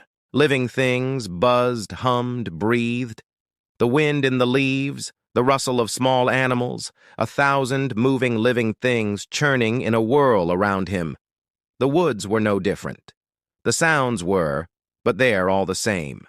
Squirrels in the leaves, birds flittering through the branches, breeze in the pine boughs, the roar of chopper engines hovering around his position, like the grumble of angry animals in the distance. He listened as he walked, the soft scuff of his boots on the pine needles like the beat of a snare drum. He soaked it in and memorized it, so that he could tell when it was different. He could feel the dead spot in front of him as he approached. Brill slipped behind a tree and studied the layout.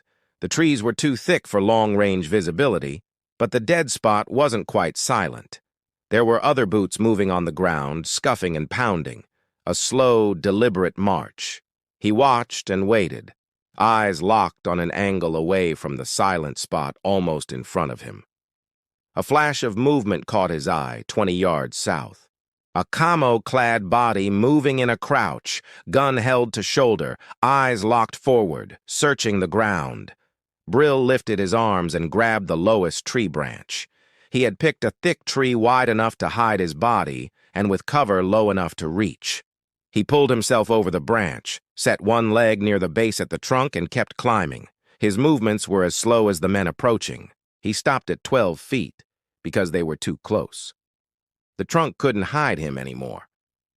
He leaned back against the tree and slid the web strap loose around his neck to give the rifle in his hand more play. He hoped he wouldn't have to use it. He could make 2 shots with no problem if they looked up and discovered him. The third guy could spray the tree, and though 12 feet wasn't a far jump, all the noise would pull the rest this way. Plus, they had radios. He could see the black patch microphones attached to their throats. A scuff on a root below drew his eyes down. The soldier who created the first dead spot moved under him, eyes locked on the ground, rifle swinging back and forth in a methodical pattern. He was good. Ranger. Just like Brill guessed, except he didn't look up. No one ever looked up. Brill didn't even breathe as the man moved under him and past him. He wasn't the problem. The problem came from the other 2, 60 feet to either side of him. They might notice a disruption in the pattern of the tree. Nature had lines. Any variation to the line would draw the eye. It settled in the brain, like an afterthought, and a smart person would take a second look. A closer look that would reveal a man crouching on a branch, back pressed against the pine bark. He didn't move, and hoped their peripheral vision was narrowed by a tunnel focus forward. It was. They didn't. The soldiers kept their line moving, kept going, kept hunting. Brill waited. They thought it was a training exercise, he bet. They would be focused, thinking there was a prize, like capture the flag. It would relax their vigilance just enough. He waited longer until the dense trees hid the men, until the cone of silence shifted around him and followed the men. The woods behind him came alive again, at least until he moved and lowered himself from the tree. But the soldier S weren't listening, or they were too far ahead to notice the different grade in the sound level. Brill double-checked his surroundings and set a fast pace toward an unknown destination. Brill thought about pioneers. Most people who didn't know history thought the roads must have always been there, wide strips of smooth pavement broken up by the occasional pothole, leading to all points north, south, east, and west. There was even proof of those old roads. Wagons needed roads to get to where they were going, except there weren't any. That was the great joke. Pioneers found game trails, nothing more than a break in the brambles, and followed it. Sometimes there were wider paths, made by generations of Indians on the hunt. Sometimes it was an explorer moving from point to point, writing down what they observed as they made their way inland or overland. Brill knew how they must have felt. Going was slow, but steady. He forged a path that ran parallel to the power lines and slipped the tight noose set up to find him. Lucky, he thought. One craned neck would have made a world of difference. Then his luck ran out. There was a ditch on the side of a raised road, a 2-lane piece of blacktop that crossed under the power lines and kept going. He could see it curving away a half-mile further down and wondered if it meant the town was close by. The ditch had running water that danced and crackled over rocks put there to keep the earth from washing away. He slipped over the edge of the ditch, ready to climb up the other side, and didn't notice the carved-out section under a lip of earth. The stream must have flooded, and 100 rainy days pushed the soft dirt out of the way under the shelf. It created a cave of sorts, big enough for a small bear to call home for hibernation. It wasn't a bear that slipped out after him, though. A mud-covered man with a bushy beard that overflowed to his chest and long locks held back from his face with a solid original-issue green bandana. He was big, bigger than Brill in BDUs and a packed vest, long rifle strapped to his chest. Brill couldn't see the man's eyes. They were hidden by oversized sunglasses. Echo 1, the man tapped his throat to click the mic.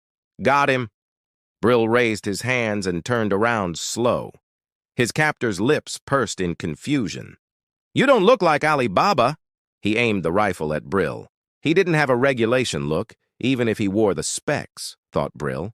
He had run up against a couple of mercs over in Angola, former military who were professional soldiers. The man who captured him looked like that. Special forces or mercenary. Same choice. Congratulations, Brill smiled. You aced the op. Op? The raised eyebrows shifted the bandana. I'm Walters, Brill kept smiling. CIA Operations Group. We brought you guys in to test some weaknesses in our lineup. The man shook his head. No good, Chief. I ain't buying what you're selling. You think I came through the woods? Brill pointed to the power lines. I got dropped off up there and was walking the perimeter. The rangers in there have a tight circle. I don't think that guy's getting out. The rifle never wavered as the man took a step closer. Told you, I ain't buying. Brill moved his hand to the web on his shoulder. I'm going to take off these weapons and put them down, he said. Don't get nervous. The bearded man licked his lips and nodded. Brill slipped a sling up with each hand, moving slow. He held them out to the side and lowered them to the ground in a squat. He lay the straps out in wide circles from the rifle and shifted forward on his knees, shoulders slumped in defeat. Just as fast, he whipped up a rock straight at his captor's head. The man ducked and fired off a shot. It pinged into the earth next to Brill's thigh and showered him with dirt. The soldier adjusted his aim just as a second rock plowed into his eyes and knocked his head back. Then Brill was on him, one hand shoving the rifle to the side, the other delivered a fast punch to his throat.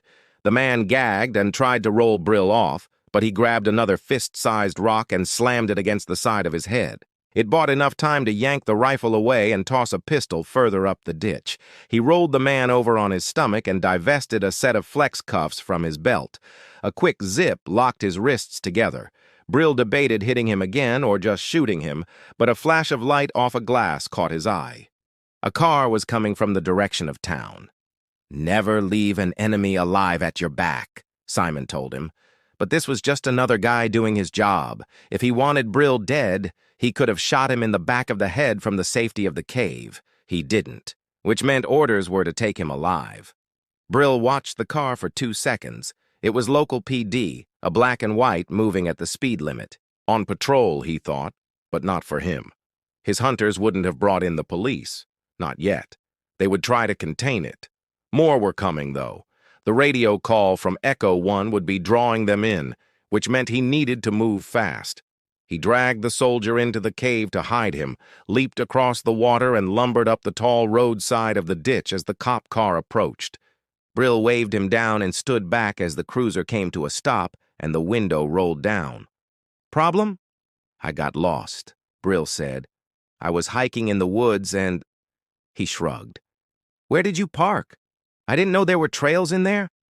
I cut across the trails, Brill answered. I was trying to take a shortcut back to town. The cop studied him for a moment, then put the car in park. He stepped out, opened the back door, and ushered Brill inside. I can't let you sit up front. No problem.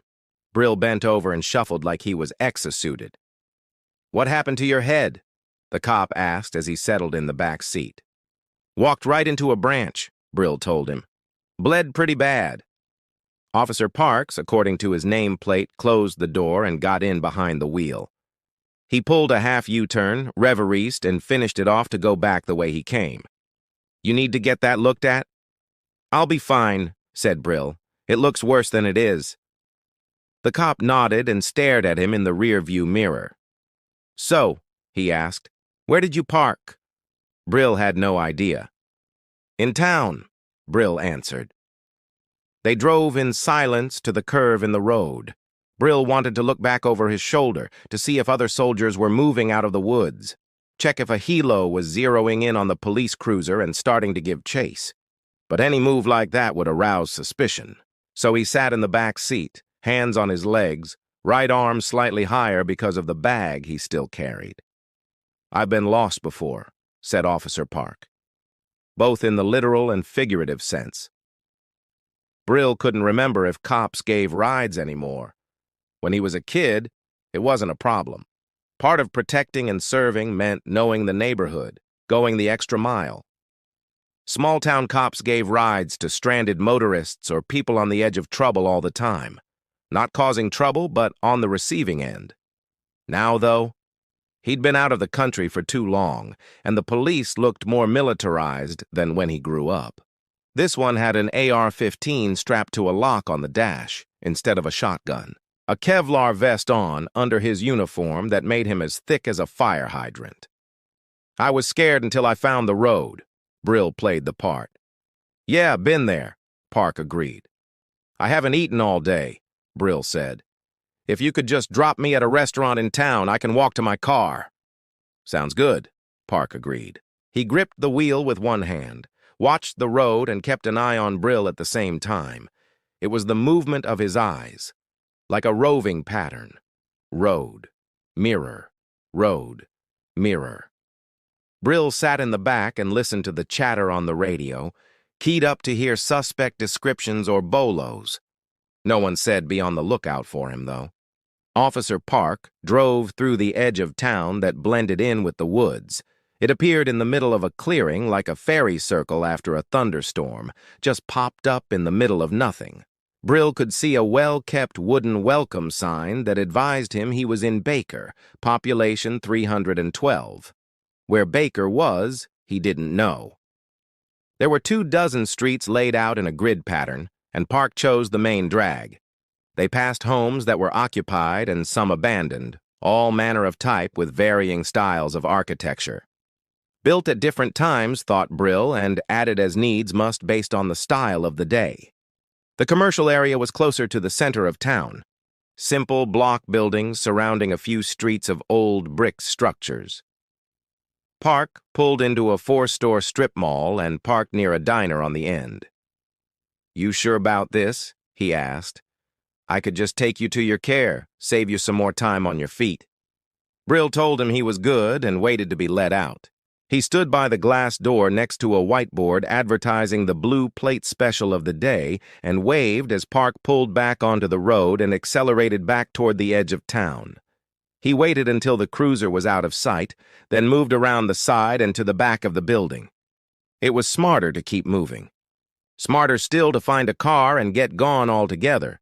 But boosting a car from a small town would present a new set of problems. First would be to find one that wouldn't be missed. Second would be the roads out of there. A stolen car would go out on the radio and present too many opportunities to get pulled over.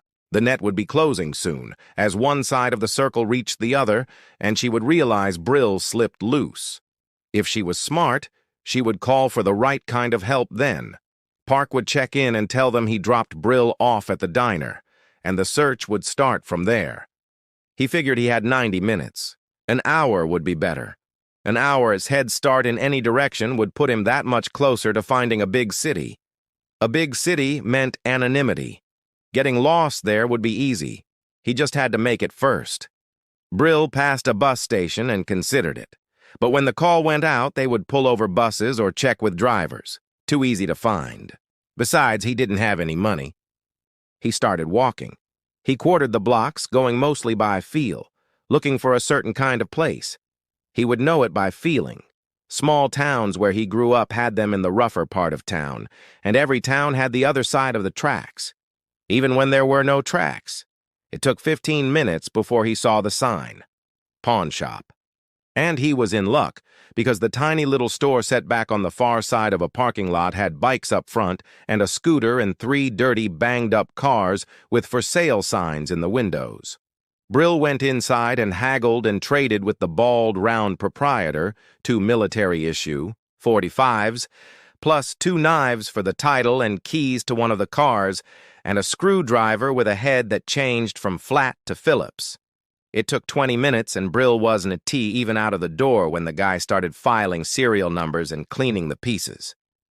Brill didn't ask about Baker, didn't ask for directions, just got in an old 4-door sedan with white paint gone gray with age and dirt. It started after a few hesitant clicks and chugged like an asthmatic climbing Kilimanjaro. It would do, he thought. Needs must. He rolled out of the parking lot and began looking. Every town had office buildings, and this was the part he didn't like.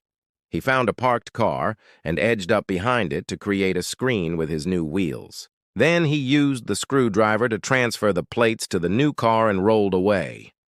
It wouldn't pass scrutiny, and the owner would report them missing when they got off work or the next day, which bought him time. He headed south on the main drag, still unsure where Baker was or where he was going. He slipped through the edge of town into more deep woods and kept rolling. The bald tires ate the miles, the large car swaying in a hypnotic undulation. Brill rooted in the pack next to him. pulled out one of the emergency rations and ate as he drove. The taste was as bland as the car. A lot of salt, presumably to replace a lot of sweat for a person in the desert. Or on the run. MREs weren't made for dinner parties. He dug out the first aid kit, opened it on his lap, and checked for painkillers for his head. He dry swallowed 4 and used 3 alcohol swabs to clean the crusty wound. It didn't look as bad as he thought as he checked it in the smoky mirror. The road did what roads do and interested a 4-lane highway. There was a green sign with white letters indicating places he didn't know and had never heard of, but the highway was divided and he pulled across to go east. East was the ocean. He glanced at the gas gauge. He had half a tank. It was time to plan again. The drive made him think of the blues. It was the hum-thrum of the bald tires on the rumbly blacktop, the spin and thump of movement. There was a beat to it, chugging in time with the engine of the car.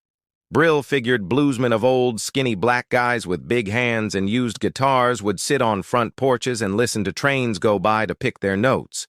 His mind drifted to the situation, keeping it vague on purpose. He didn't dwell on one thing, just tried to keep it soft and fuzzy in his mind, keep it blunt and obtuse. Sometimes he could come at the problem from another angle like that. Approach it downwind, sneak up on it, and find a solution that worked. He realized he was trying to talk himself out of it. Killing a man was something that had to be done, and when it came time to do it in the past, he had pulled the trigger and never lost a night's sleep about it. He figured that was his job.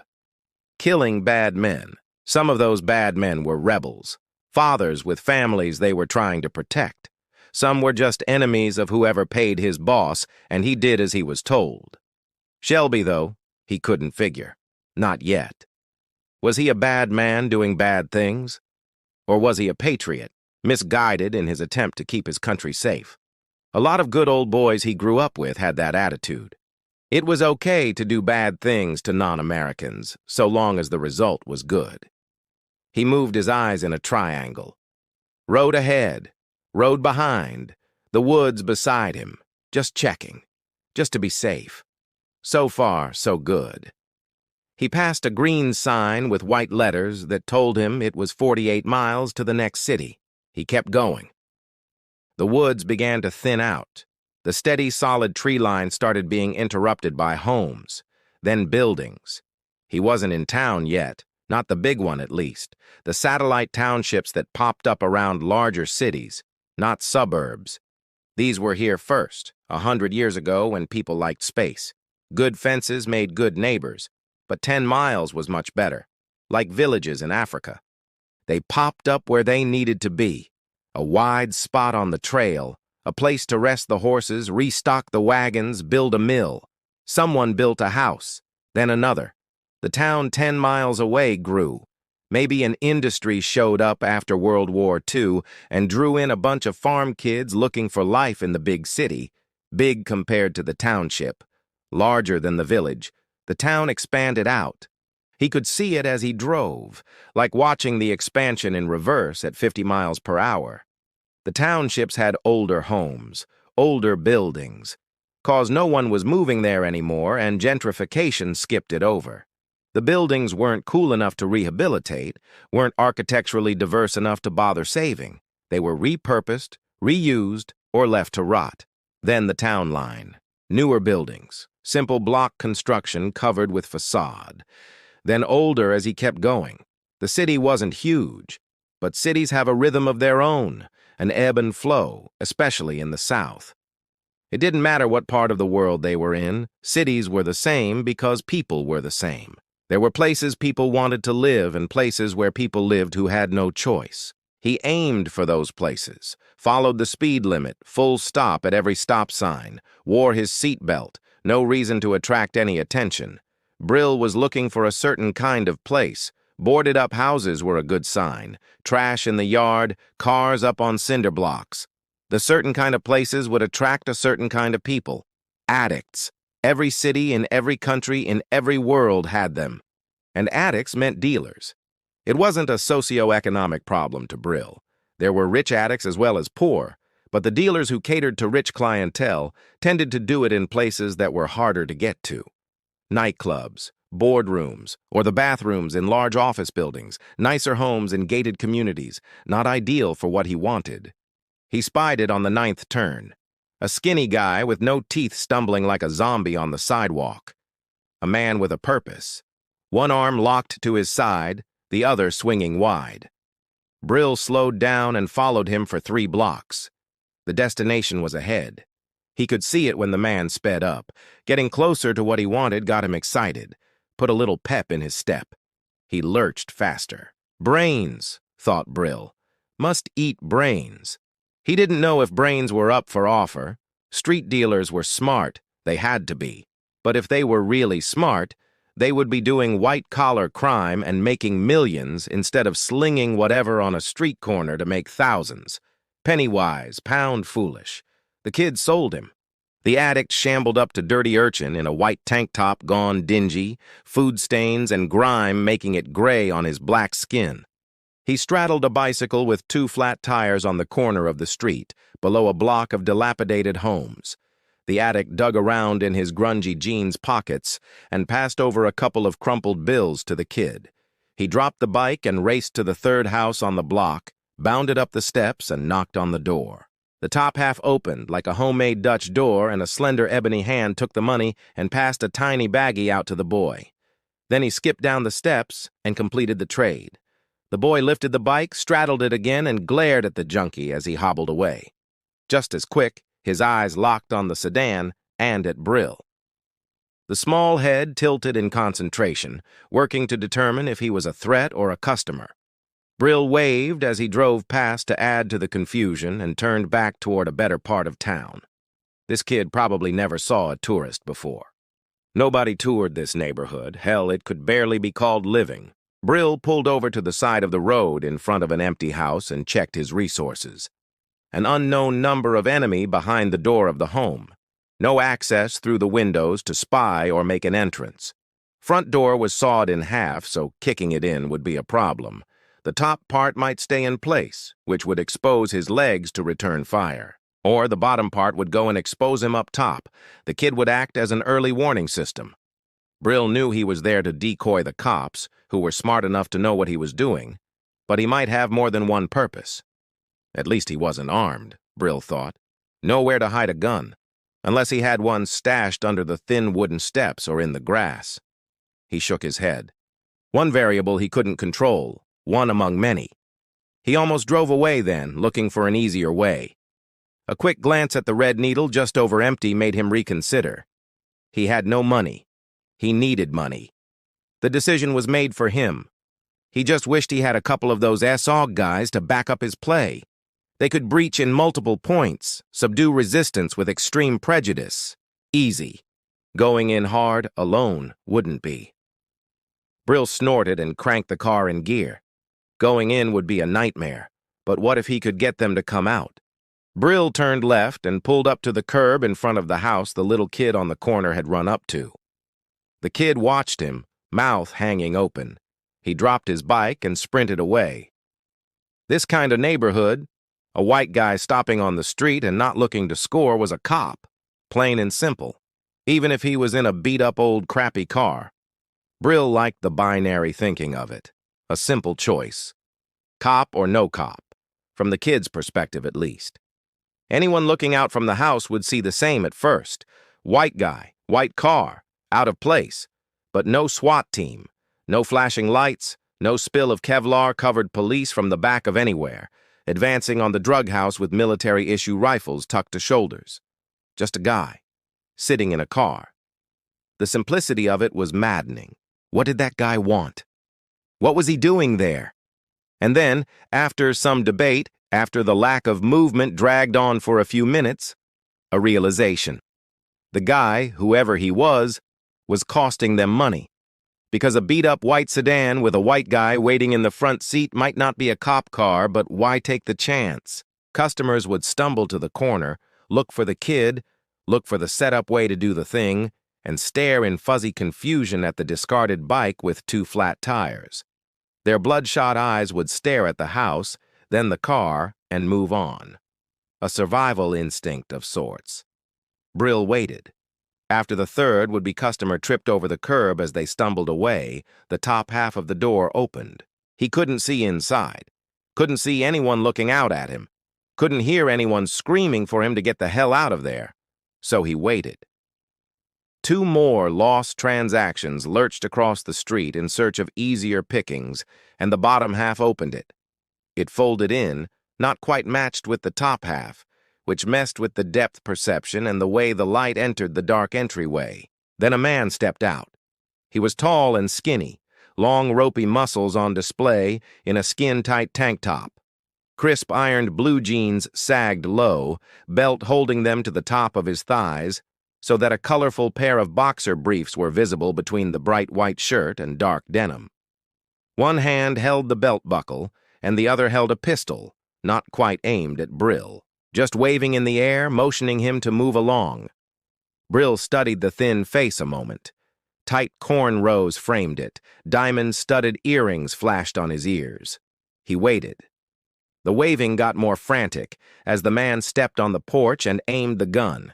He held it sideways, more a pose than an actual threat to shoot, and still wiggled it to indicate for Brill to get gone.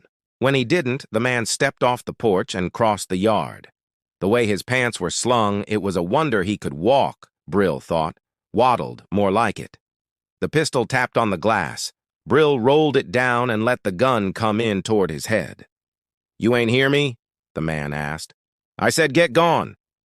The gun kept coming toward his head. Brill jammed his hand up from where it was waiting and snatched the bony wrist. He shoved the arm up into the frame of the car and cracked it against the top of the door. The man howled as Brill hauled the arm across his chest and smashed the man's face into the top of the car. He let go of the wrist, twisted the gun backwards, and snapped a finger as he took it away. The man screamed. Brill slammed the door open into him and sent him stumbling backwards. He jumped out of the car, grabbed the injured arm, and spun the man around with it tucked up nice and neat between his shoulder blades. He forced him forward, keeping his body between Brill and the door, pistol aimed at the dark opening. The man tripped on the first step and almost went down. Brill heard a buzz whiz by his ear and the bang of a pistol from inside at almost the same time. He yanked the man higher, ducked behind him, and squeezed 3 rounds down the hallway. They made the porch, and Brill pushed the man in front of him. The inside of the house smelled. It was decay and rot, body sweat and the cloying funk of weed and hint of gunpowder. The man screamed for help. Brill clocked him across the back of the head, ducked and waited in a crouch behind the slouched body against the wall. He didn't wait long. The silence created curiosity, and a head peeked out in the hall from a room at the far end. Brill sent a round through the plaster next to the door frame and watched a body sprawl onto the discolored linoleum. He gave his opponent an idea. Shooting the shooter through the plaster made them realize they could do the same. They sent 5 rounds at chest level in the hall from the first room on the right. Brill and his prisoner were on lower on the wall, dust and plaster snowing on them as it fell. He let it go quiet a moment, let the shooter wonder if he got him. Brill stepped over the prisoner, stepped around the doorframe, and shot the man in the corner. There was a television with a frozen first-person shooter game on it, 3 drinks on the coffee table. He figured 3 guys. The table was covered with little packets of drugs, 2 more grimy pistols, and a set of car keys. 3 camp chairs were arrayed in front of the television, controller wires leading to 2 of them. And cash. Stacks of bills by denomination on the coffee table, bracketed by an ashtray overflowing with thin cigars and blunts, and a large can of cheap beer. Brill swiped the cash and pistols and the car keys. He checked the dead man's pockets and took a thick wad of notes from him, plus his pistol. He stepped into the hallway as his prisoner stirred. Brill shot him twice and cleaned his pockets, then relieved the third dead man of a couple $100 and his weapon. He could hear sirens getting louder and wondered where the car would be parked. He stepped through the kitchen, lifted the key fob, and pressed the unlock button. A shiny black sports car beeped in a carport in the backyard. He double-checked to make sure the way was clear, then hurried to the car. It fired up with a satisfying rumble. He pulled around the side of the house and paused at the white sedan to retrieve his bag. Then he hopped in the car and pulled away, going the speed limit. No faster, no slower. He checked the mirror and saw the corner kid sprint inside the house and run out with his hands full of tiny plastic packets. Brill guessed he just gave that kid a promotion and kept driving. He drove north for an hour and a half. It put him on the outskirts of D.C. by way of two-lane highways that meandered through the countryside. He picked a two-story hotel, just a block structure off the side of the road, with a sign that promised single rooms for $34.99. It was across the street from a large truck-stop gas station, the kind of place that saw 1,000 big rigs a day and a ton of travelers. He parked the car, left the window down and keys in the ignition. It would have been better to park it in the city, but he couldn't chance anyone paying attention to the news or if the cops connected the car to the drug house. He would have set it on fire if he had time. A burned-out shell would take more time to investigate. Still, leaving the car in front of the station was almost an invitation for someone to take it. He kept his head low, watching the ground as he got out and left it, just in case there were cameras. The clerk behind the hotel desk was eating a sandwich with his feet up behind the counter as Brill came in. "Vacancy?" Brill asked. The guy brushed crumbs off his oversized gut and stood up while chomping the big bite in his mouth. He set a card on the countertop and a pencil and tapped it. Brill filled out a fake name and slid 2 dirty $20 bills back to the man. "You forgot to fill out your plates, man." "Walked." "Walking? Around here? Nobody walks around here." The guy smacked as he cleaned his teeth with his tongue. Brill pointed over his shoulder. "I've got a Peterbilt parked over there," he said. "Nothing to take up space here." The clerk nodded and slid a key on a plastic ring back to him. "Second floor," he said. "Third from last." Brill walked up the stairs and let himself into the room. The decor was early modern grunge. Everything felt like it was covered with a film of dirt, held in place by crusty cleaning fluid. A questionable spread on the lumpy bed, flat pillows, and a television set scarred with cigarette burns occupied most of the space. Brill locked the deadbolt behind him and put the chain in place. The bathroom wasn't much better. Yellow tub, yellow tile, yellow toilet, all once white but lost to age and lazy cleaning. Brill set the bag on the dresser next to the television set and sat on the end of the bed for a moment, just to breathe. He was tired, sore. Adrenaline had coursed through his system for most of the day, but now that he was still, it was wearing off. He could feel the aches of being hit, of running, hiding. The stress of it was a physical thing. He needed food and sleep and quiet. But he didn't have food and didn't want to go out yet. Better to lay low and let the dust settle. He stripped off his shoes, pants, and shirt, but kept his socks on as he walked to the bathroom and slid them off as he stepped under the weak drizzle of water from the shower head. It was hot, he could say that much. He washed off the dirt and grime and sweat, letting it swirl down the drain. He used the shampoo on his hair and the soap on his body and stayed under the spritz until the temperature started to go colder. He got out and used a paper-thin towel to dry off, his skin pink from the heat. He used the towel to bridge the carpet from the tile to the bed and slid under the covers. He got away. You let him escape. Shelby sat back in the executive leather chair behind his oversized desk. It was set sideways in the room so he could turn one way and stare at DC through the floor to ceiling windows on one side or swivel the other to the double computer monitors that half hid him from view. He could hear the tension in the voice on the other end of the speakerphone. I underestimated him. This is the point in the conversation where I say, "I told you to be careful." The rustle of cloth on the phone made him think she was nodding her head. "Are you agreeing with me?" "I am. And what's the solution?" "We've lost him." Shelby sighed and rubbed his face with one hand. The other patted a file folder on his desktop stamped with one word. Shadowboxer. "Did you bring in the Rangers?" "We did." "And he slipped the noose?" "He did." "Are you asking for my help?" There was silence on the other end of the box for several moments. Shelby let it stretch you. He found that people who were uncomfortable with silence rushed to fill it. It was a tactic he used often against his fellow senators, just staring at them with pursed lips to see how they would fill the void. "Yes," she answered. He smiled. She lasted longer than a lot of the most powerful men in the country. "Grab a still from the security feeds and put it on the news. APB him as a cop killer. Locals hate when a boy in blue gets gunned down, and they can be your eyes on the ground. Do you know where he might go?" Shelby stared through the window at the expansive skyline. White marble buildings gleamed in the sunlight, but he could see a shelf cloud formation looming dark in the distance. He tapped the file with the tip of his finger.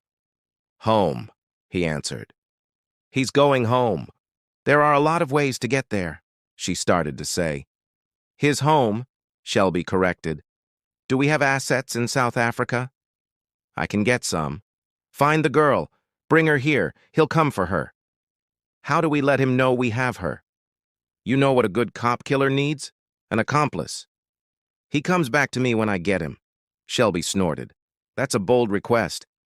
Assuming a local doesn't gun him down, we want the chance to teach him a lesson." "You've done so well so far." "Senator," she said, "you told me not to underestimate him. I won't make that mistake again." Shelby reached for the disconnect button. "Most people who make that mistake don't get second chances," he said into the phone. "He must like you if he lets you live." He clicked off and lifted the file as he turned to the window. "Brad!" he called out. The door behind him whisked open into the wall. "Senator, can you call up some of the boys and give us some extra guards around here?" "Do you expect trouble, sir?" Shelby shook his head as he thumbed through the file. There were training logs, after-action reports, and a single black and white picture of Brill in his South African recce uniform. "Right now, I don't see a way to avoid it." He snapped awake and sat up in the bed. The room was dark and smelled of mildew and trapped moisture, but sunlight framed the edges of the curtain.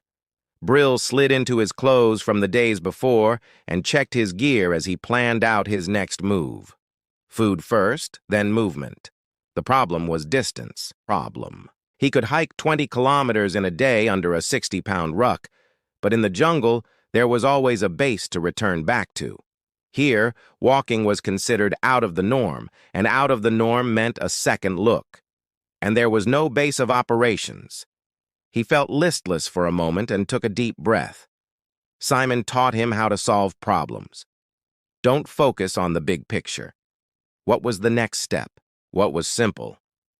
Easy. Food. He loaded up and left the key on the dresser as he stepped out into the sunlight after a quick double check through the peephole and the curtains. The parking lot was empty, but the truck stop across the street was a hive of activity. Large rigs belched black smoke as they rumbled from the lot and gained speed. He moved to the end of the exterior corridor, studying the scene in front of him, eyes flicking from one thing to the next as he searched for anything out of place. The sports car was still there, so he decided to forego the station across the street. He focused on direction instead. The big rigs were headed for the highway access roads, and he wondered if he could hitch a ride. It didn't seem like a great place for it. The trucks would be turning into curves and trying to build up to highway speed on the short ramps to merge into traffic. The drivers would be reluctant to stop since they had just left the fuel station. Some cars were mixed in, but the problem of access was the same. A car would be accelerating down the ramp toward the merge lane and have to pull over to pick him up, which shortened the distance for them to get back up to speed again. He figured drivers wouldn't want to do it unless he had time to wait, and he didn't have time. Someone would notice the sports car soon. A good Samaritan would call it in, and the cops would come to investigate. They might even be on their way now. The clerk stepped out of the office and glared at him. "Wait right there," the man barked. He was taller than Brill by an inch, twice as wide, with a hairline and beer gut both succumbing to gravity. One shaky hand held a large revolver pointed at him. "Don't move," he added. Brill held up his hands as he took 2 more steps closer and stopped. The man stepped forward, then back again, like rocking in place. It made his hand shake even more as he looked around and kept glancing over his shoulder at the door behind him. "Stay right there," he said, still frozen. "Didn't quite think this through?" Brill asked. "You shot a cop." The man's tongue darted in and out, slathered his thick lips with spittle. "You have me mixed up with someone else," Brill said. "You're on the news," the clerk stuttered. "I saw your picture." "Reward?" Brill asked. The man glanced back over his shoulder as a room door between them opened and a woman stepped out. She was as large as the office clerk, bathed in a voluminous dress in a floral pattern, an unlit cigarette hanging from her lips. She ducked her head and flicked a lighter, paying zero attention to the world she stepped into, but her size blocked the corridor walkway and the path of any bullet the clerk might send his way. Brill lunged, planted both hands into her meaty shoulder, and sent her pin wheeling into the clerk. He jerked the gun out of the way and didn't pull the trigger as she crashed into him, and both of them tumbled to the concrete in an avalanche of curses and flesh. Brill vaulted over them, bent on the other side, and wrenched the revolver from the clerk's hand. He pounded past the office door and almost ducked in to search for car keys, but he didn't know if the clerk called the cops before he tried to play hero, which meant 2 chances for the police to be on their way. And if his face was on the news as a cop killer, they wouldn't be in the mood to ask questions. At least not until they had shot a couple of times first. He had to disappear, and hitching a ride wasn't going to do it. She hung up her cell phone and threw it on the dashboard of her SUV. "Son of a bitch," she muttered to the empty passenger seat. Bringing in outside help pissed her off. Rangers were bad, but SOG was worse. And now, civilian authorities. Shelby was going to demote her. Hell, she would be lucky if he didn't kill her. She considered going rogue for a moment, just ghosting like the man she was hunting for did.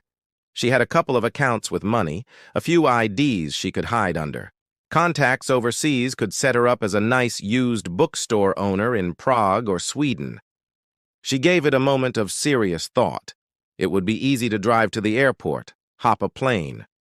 All it would take would be 2 small stops first, to grab a go-bag with her gear and some cosmetics to change her hair. Thinking about it made her run her fingers through it. Nope. Running wasn't an option. It wasn't in her nature to hide. The man she was hunting liked to hide. She just had to think about where so she could find him. Her first call had been to dispatch to release his information to the police and label him a cop killer. Her second call was to an extraction team to locate and render the girl to the States. That took time, and she wondered what to do with the time. She had watched Brill on tape for hours. She felt like it would help her get to know him. She memorized the contours of his plain face, his placid demeanor. She studied his black eyes, like bottomless wells that she now knew hid a demon. He was an evil man, she decided. Anyone who could inflict so much damage and pain without a hint of emotion had to be broken.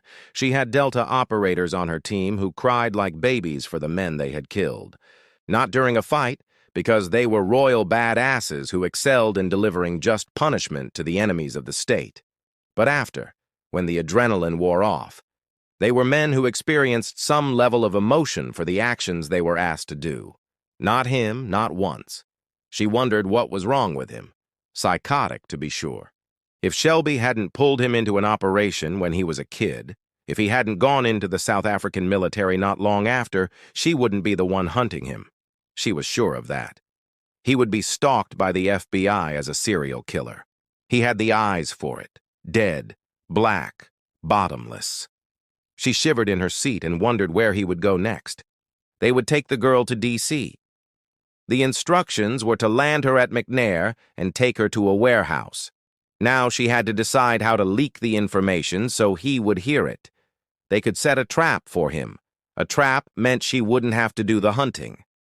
He would just come to her. She dropped the SUV in gear and pulled onto the road. D.C. was an hour and a half away. Longer if there was traffic. Plenty of time to plan the perfect trap to capture their prey. Brill ran around the side of the hotel and to the back of the structure. He wasn't sure where the wood next to the road would go, but sprinted through the pines. He was still sore from the prior day's action and hungry, but the movement was familiar, and the rushing of his blood soon warmed up his muscles. He angled away from the road and wished he had a map. He could have paralleled the highway, but no roads run straight and true. They weave and bob, twist and turn depending on property rights and natural obstructions. He could run true north for 20 miles before hitting a road if they all were straight. But he didn't. He ran to a thin line of trees that bordered a low fence next to the divided highway within 2 miles. Not far enough. He stood behind the pines and glared. He could adjust and keep running in the trees, but he might have a better solution. The highway was a vast open space almost 60 yards wide. A fence just like the one in front of him mirrored the far side. The roadside was a raised incline up to a wide shoulder and 2 lanes full of whizzing autos. A median spread 15 of the 60 yards with a 3-strand wire cable fence in the middle, then 2 more lanes of traffic, another shoulder, and the fence. All that stood between him and train tracks that went north, the direction he wanted to go. Running across a busy highway was stupid. He could see a couple of stiff carcasses of roadkill that had tried it and lost. Armadillo and raccoon, both belly up, arms raised to the morning sky. He could make the run, no problem, if he could wait for a break in traffic. There was always enough space, especially if he moved fast. It was the waiting to move that was the problem. He would have to do it twice, which meant prolonged exposure, plus the chance that some hero in the making would remember him from the news and want to make a name for themselves. A lot of risk, but not too much to stop him. The tracks on the other side beckoned, a promise of fast and steady transportation that would carry him closer to his destination. A freight train, too, which meant he wouldn't have to bother with people. He hopped the fence and darted up the incline. Cars sped past, faces just blurs behind sun-streaked windows. He kept his head ducked low, tilted so he could gauge a break in the flow of traffic. Brill spied it and ran fast. There was plenty of room, not even a contest, but somebody honked anyway. Just more attention being directed toward him. He raced across the median, leaped the fence, and waited again. The traffic in this direction was heavier, harder to find a break. People were speeding to work. He wondered why they were in such a hurry, then snorted because he was in a hurry too. Not for work, just to get across. Then he saw the train. A freight train, like he thought. Rust-colored cars hauled by double locomotives that belched black smoke from diesel engines. The timing was perfect. If he could make it across. He wasn't sure when another train would run. It didn't matter because he planned to walk the tracks until one showed up, but the train chugging along the tracks now was like a gift horse, if he could make it across. He waited. He watched the traffic. A big rig pulled onto the ramp further up the road. He could see the ripple in traffic as cars pulled over and away. He could see swirling lights on the side of the rig. Then they disappeared behind it. The ripple disrupted the traffic pattern. Blue lights made drivers slow down, and the rig tried to build up speed. Human nature. A rolling roadblock for just a moment. Just a minute. It opened up a hole. Brill darted across. This time, no one honked. He hit the decline beside the shoulder and skidded down. Looked back to see the cop pass the big rig, the trailer blocking the view. Then he was up and over the fence and the train was passing him. It roared and shook the earth as it chugged past. He jogged beside it, searching. He could see the end of the train, just one more boxcar. No caboose. Those were from another age, another time. Now the relief just drove out to meet the engineers at shift change. He timed his jump and latched onto a ladder as he was in midair. It yanked him along and he fumbled up the rungs to the top of the car. He lay flat and waited. Waited to see if someone spied him, if the train would slow or even stop. But it kept going. Brill crawled along the top, 3 cars up to an open-air flat car. There were large shapes under dingy tarps. He climbed down and onto the flat car, then huddled next to a tarp, hidden from almost all but the most discerning prying eyes as he rode north. His stomach grumbled a rumble. Later, he muttered to himself, and huddled lower in his little hidey hole on the train car. Shelby Johnson picked up the phone on the first ring. He recognized the number on the display, though it wasn't one that called him often. Once, he recalled, when there was a threat on the president's life. "Yes," he answered. "We found something interesting." Shelby took a breath. Getting the old boy elected was the first step, and a hard one. Hell, getting anyone into the Oval Office these days was a compromise in ethics and in some cases humanity. Keeping him alive was a whole other ball game, especially when he liked to impress pretty young things by bringing them in through back doors. "It's not him," the voice said. "Start talking 007. "That's Mr. Zero to you." "You have more time than I do," Shelby said. "Does saving the world not keep you busy enough? You want me to get to the point? This time someone is after you?" That made him sit up in his seat. He glanced through the windows to the cityscape beyond as if he could see who the voice on the phone was talking about. "Do you have eyes on?" "He's a squirrely son of a bitch." "Where did he go?" "That's why I called you. We don't know. The entire intelligence apparatus of the CIA, and you lost a potential assassin in the wind." "Yeah," the voice huffed out a laugh. "Consider yourself warned." "Is that going to be enough?" "I've got a couple of assets pulling babysitting duty." Shelby nodded, though the man on the other end couldn't see it. "Are you nodding? Are you watching me now?" "Nah, just know how you think." "I doubt it. Right now, you're going to hang up with me and get your own security on the line. Double down." "Do you suggest an alternative?" "The way I figure, you know who the squirrely guy is." "I have an idea." "One of yours gone rogue?" "A variation of that." It was the voice on the phone's turn to breath. "What are you thinking?" Shelby asked. "Give me 6 weeks and you won't recognize him." "We tried." "Mad Dog?" "Our determination was that there was only one outcome." "Inevitable?" "He's too dangerous to control," said Shelby. 6 weeks, said the voice again. "If you can," Shelby agreed, "and if he doesn't kill me first. We'll work on the first part. You take care of the second." "How good are your sitters?" "Normally I'd say good enough, but—" "He got away." "He got away," the voice agreed. Shelby listened as the phone clicked shut. He stared through the window for a few moments more, then tapped a button on speed dial. "He's here," he said when the phone was answered. He hung up and hoped it was enough. The conclusion was inevitable. It was preordained or written in the stars. It was an African proverb about the wind. Brill didn't imagine himself an avenging angel. He had done too much to be an angel, killed, maimed, destroyed. And now he planned to kill again. Not angelic thoughts, he told himself as he stared at the 2 men in the black sedan. They were good, attentive. Their heads were on a swivel. They were parked at an angle to see the front and back of the building and the entrance to the parking garage.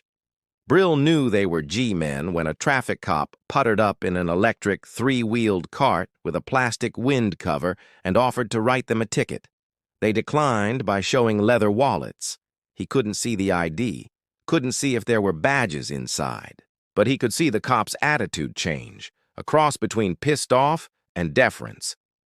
She glanced up at the building they were parked in front of and back at them before getting inside her little plastic cocoon to stalk easier pastures. She drove past Brill and ignored him, just like the men in the car, just like everyone else.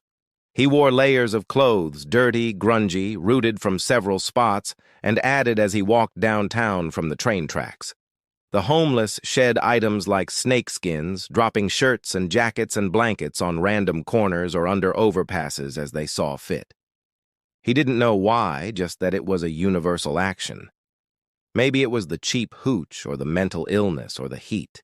Maybe they wore clothes for a couple of days and then got more from donation boxes or charities. It didn't matter to him. He suspected what he would find along the way, and that expectation was met. Like the men in the car when they looked at him. The 2 men in the car were good.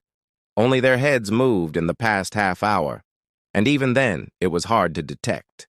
They watched the entrance to the building and the parking garage at the same time. both on the street facing front. The other three sides were secure walls of thick concrete up to the third floor. No easy way to access from there. Brill huddled under a stinking old army blanket on a piece of cardboard in front of the next building up. He was covered in layers of grimy clothes, head hidden under a ratty toboggan and grease-streaked ball cap. No one paid attention to the homeless guy on the corner. He held a hand-written cardboard sign with the words, "Please help and God bless," scratched in ink. So far, no one had, but he didn't care. All just part of the cover. He didn't know who they were with, one agency or the other. He wondered why they were watching Shelby's office.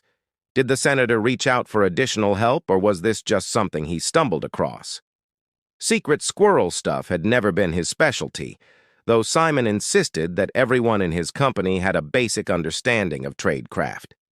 Very basic, thought Brill. There were two kinds of people no one paid attention to: the homeless and joggers. They expected a homeless guy sitting lethargic on a slip of cardboard, drunk or tired against the side of a building. That's what they saw. Brill covered and lolling, lethargic. Time passed. Morning shifted to lunch, and one of the men went to a street vendor 2 blocks up. Brill didn't move. He watched a stream of black suits and conservative skits exit the building and disperse to lunch counters around downtown. One of the women bent down as she passed him and handed him a crisp dollar bill. "Bless you," Brill slurred and mumbled, and kept his head ducked inside a hood made from an oil-stained blanket. The second agent came back and passed a sack to the driver, and Brill watched them eat. Watched as the worker bees, the junior executives and white-shirted agents came back to the building, bellies full and hearts ready to defend life, liberty, and the American way. He didn't see the driver's head nod, only noticed it after it happened. The doldrums, that slow time an hour after lunch, when the body was shunting energy to the digestive system. The car was warm, the action slow. Their attention waned. It was time to make a move. They didn't pay attention to him walking. No one did. The few people on the sidewalk gave him wide berth, avoiding him. He lurched and limped to the corner of the parking deck and gave it a glance. The guard shack at the bottom of the shallow dip was manned. Even though the man inside was preoccupied with his phone, it was too much to risk. Brill kept going. The back of the building had a concrete barrier around a set of large blue dumpsters and some of the air conditioning units for the parking deck. Air blowers and moisture condensation machines and other things he knew nothing about. A building was like a living thing. It needed to breathe to keep the people inside alive and happy and productive at keeping the world safe. The large door to the maintenance area was vertical bars, painted industrial brown. They were hinged on each side and parted in the middle, pump arms designed to draw them back and flat against the 15-foot concrete walls.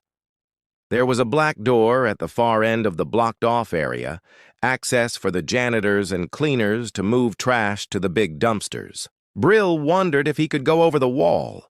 Security cameras covered the front of the building and the entrance to the parking garage. He could see another on the corner aimed back and a small fish-eyed wall mount above the janitor's door. Over wasn't out of the options list, but he would need better cover. Nature provided it. He heard the rumble of thunder and glanced up the long, narrow street. Clouds marched across the horizon, wind shifting and changing the gray-black shapes. A wall of rain came with them. He wandered behind the building, stopped at the corner where the two walls met to form a V shape, and pretended to relieve himself, just to see if it attracted attention. No one came out to yell. No one rounded the corner to tell him to move on. He finished the mime and kept moving around the building, walking the block, watching out of the corner of his eyes. The two guys were still in the car, still watching. The rest of the street was busy with average afternoon traffic. Nothing stuck out to him. Nothing attracted his attention. It felt safe. Safe enough, he smirked. He was about to break into a government building full of important people. There were Secret Service inside, he knew.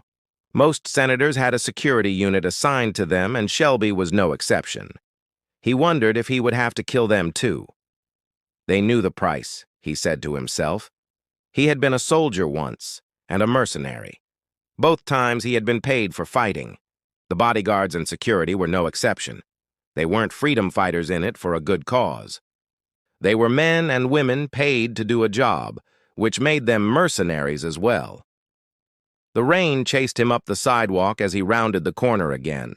It turned his clothes into a stinking mess, and he almost dropped them on the wall outside of the dumpster bay.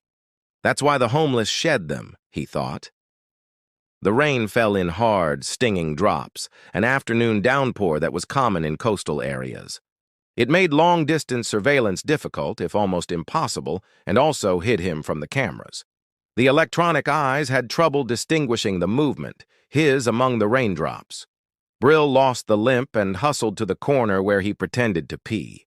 He scrambled up, using pressure from his arms and feet pressed against the corners, and dropped to the other side. He ducked behind the dumpster as the rain fell and waited.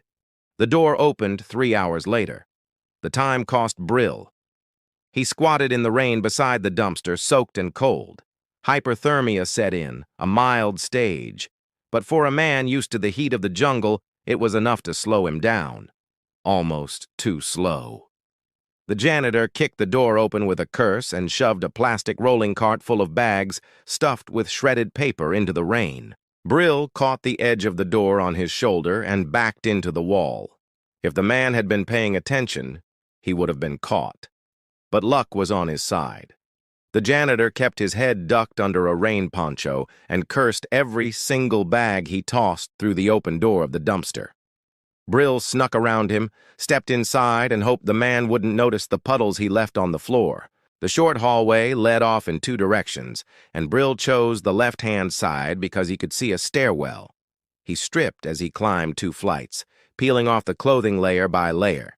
He wasn't any drier underneath, but the shell of fabric leaving his body and the activity of motion warmed his core as he climbed. Brill kept the clothes. He didn't want to leave a trail of breadcrumbs for anyone to follow.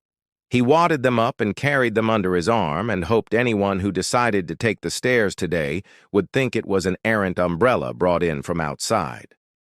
By the time he made the rooftop access, he was warm under his sticky, damp clothes. He checked the landing by the door for security cameras and was only mildly surprised there weren't any. If any enemy decided to make an incursion for high-level senators by airplane or helicopter, the building would be well warned ahead of time.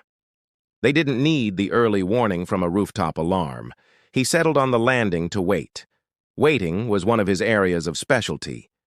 He counted the minutes in his head as he listened to the building. It had a life of its own, breathing as people opened doors below, moving up and down the stairs when they had 1 or 2 flights. Not more, though. He counted. He could smell the faint hint of cigarette smoke as someone sneaked their habit inside the stairwell. Then a slow down for the afternoon. No one came all the way to the roof. There was no reason, he guessed. All of the guts were working. The pipes were piping water, the air conditioners blowing cool air into the floors below. Brill sat and waited. The noise picked up around 5, a rush of bodies pouring through the doors, clanging on the stairs, clomping to reach the parking garage. He could feel an increased hum in the walls like the elevators were working overtime to deliver people to their rides home. It lasted for 15 minutes, a great rush of bodies exiting the concrete structure. Then silence descended, a tomb-like stillness that created a hollow echo of its very own. The absence of people. It was what he waited on. He wondered for a moment if the 2 men were still in the car on the street and bet they were. They would have perked up to watch the workers exit, alert for anyone moving against the crowd. Senses keyed in on anything out of the ordinary. When it passed, they would slump back in their seats, maybe call in an order for food, or one could step outside and watch the exterior while the other went to grab it. Brill stood and stretched, tensing and stretching muscles grown tight from lack of movement, like some great cat preparing to hunt. His black eyes studied the stairs as they disappeared below. The senator would have a guard, he thought, perhaps 2 on the exterior of his office. He didn't know the layout, so he would have to move fast. Brill descended 8 flights to the stairwell door and paused to listen and trace the blueprint in his mind. Shelby was in the office at the far end of a narrow hallway. It opened into a lobby where his secretary worked, with a small conference room to one side, and the senator's office through a wooden door on the back. His guards would be in the conference room, and the secretary should be gone. He hoped she wasn't working late. He could move fast down the hall past the elevators and take the exterior door fast. The guards would be surprised just for a moment before their training kicked in. Then weapons would be drawn, shots might be fired. He had to be faster than their surprise. A concussion grenade worked best in situations like this, but absent that, he needed something else to distract them. He reached into the oversized pocket of his bulky coat and pulled out a can of soda. It had been hard not to drink it while waiting. Harder still to not take a sip now. He began shaking it as he opened the door and peeked into the hall. The shaking grew faster as he marched down the hall and gripped the doorknob. If it was locked, he would retreat to the stairwell and regroup, rethink. But it twisted under his grip. He gave one last hope the two guards weren't standing on the other side, weapons aimed, and slammed the door open with his shoulder. It was set up like he expected. The secretary's empty desk on his left, a glass-walled conference room on his right. There were 3 bodies in the room. They scrambled up as he burst through the door, 2 hands going for the holsters under their shoulders. Brill popped the top to the soda can and tossed it in a spinning arc that sprayed foamy brown liquid across their faces as he ran in. Human nature is to duck. They couldn't fight it. Sticky, stinging soda splashed across them as they turned. Brill hit the first and crashed into the other. 1 hit for each, 1 hit designed to incapacitate, to cut off the circuit breaker in the brain for a few moments. Both fell, and he kept moving to the third. His feet faltered, stuttered, and stopped. Glory stood at the end of the table, arm raised to stop a blow from him. The senator's door opened and a man stepped out, pistol raised through the glass. He moved with quick, sure steps to the open door. Brill turned back and Glory had her weapon drawn, aimed at him, finger white on the trigger. "Shall we talk?" she asked. Brill raised his hands and stepped back. He didn't have much choice. "MI6, Shelby smiled from the other side of a vast expanse of desk that sat under a wall of windows. "How do you think we found you?" Brill sat on the sofa, hands and feet bound in thick plastic zip ties. The other man in the room was a mystery. He had yet to speak, just held a gun aimed at Brill's face. Glory sat in chair on the other side of the room and watched him not speak. The man in the corner watched him like a tiger studying prey. He had big white eyes that glowed against cappuccino skin, dark pupils drilling into his subjects. Brill imagined a lot of people were intimidated by those eyes, or by the 6'6" frame packed with muscles visible under the tailored suit. He looked poised and confident and impossible to forget, a man who made an impression, the complete opposite of Brill Wingfield. "You should just let me shoot him." His voice was cultured with a South African accent, softened by time in America. "It will save you a lot of trouble." Brill tilted his head and studied the man. Did he know him? Had they worked together in the SA military? Or gone up against each other in his time with Simon's Executive Options Group? Glory moved to the head of the table and crossed her arms across a chest he couldn't help but remember. "It would be a waste of time and resources if you got rid of him now." Her surfer accent was gone, replaced with an all-business British stiff upper lip. The easy, laid-back manner he had known was gone as well. It was hard for her to look laid back with a big automatic strapped under her arm. Shelby drummed his fingers on the table. "I'm torn, son," he said. The tone of his voice didn't sound torn to Brill. He sounded like a preacher getting ready to go on a tear. "On the one hand, you were coming up here to kill me." He lifted the drumming fingers off the table and waved the hand back and forth in a seesaw motion. "On the other hand, you almost made it." He glanced at the tall black man. "You think you can train him better than that?" Brill felt dissected under the glowing dark eyes. "There is talent, yes. We knew he had this. But there is no discipline." "Kind of folks we set him against. That could be an asset," Shelby countered. Brill raised his chin, curious. "That's bait he liked," Glory chirped. "I didn't say I liked it." "You always made that move when you wanted to have sex," she said. Brill tucked his chin to his chest. He didn't have an answer for that. Maybe he did have a tell. "You said 6 weeks," Shelby reminded Carver. "I did. What can you do in 4?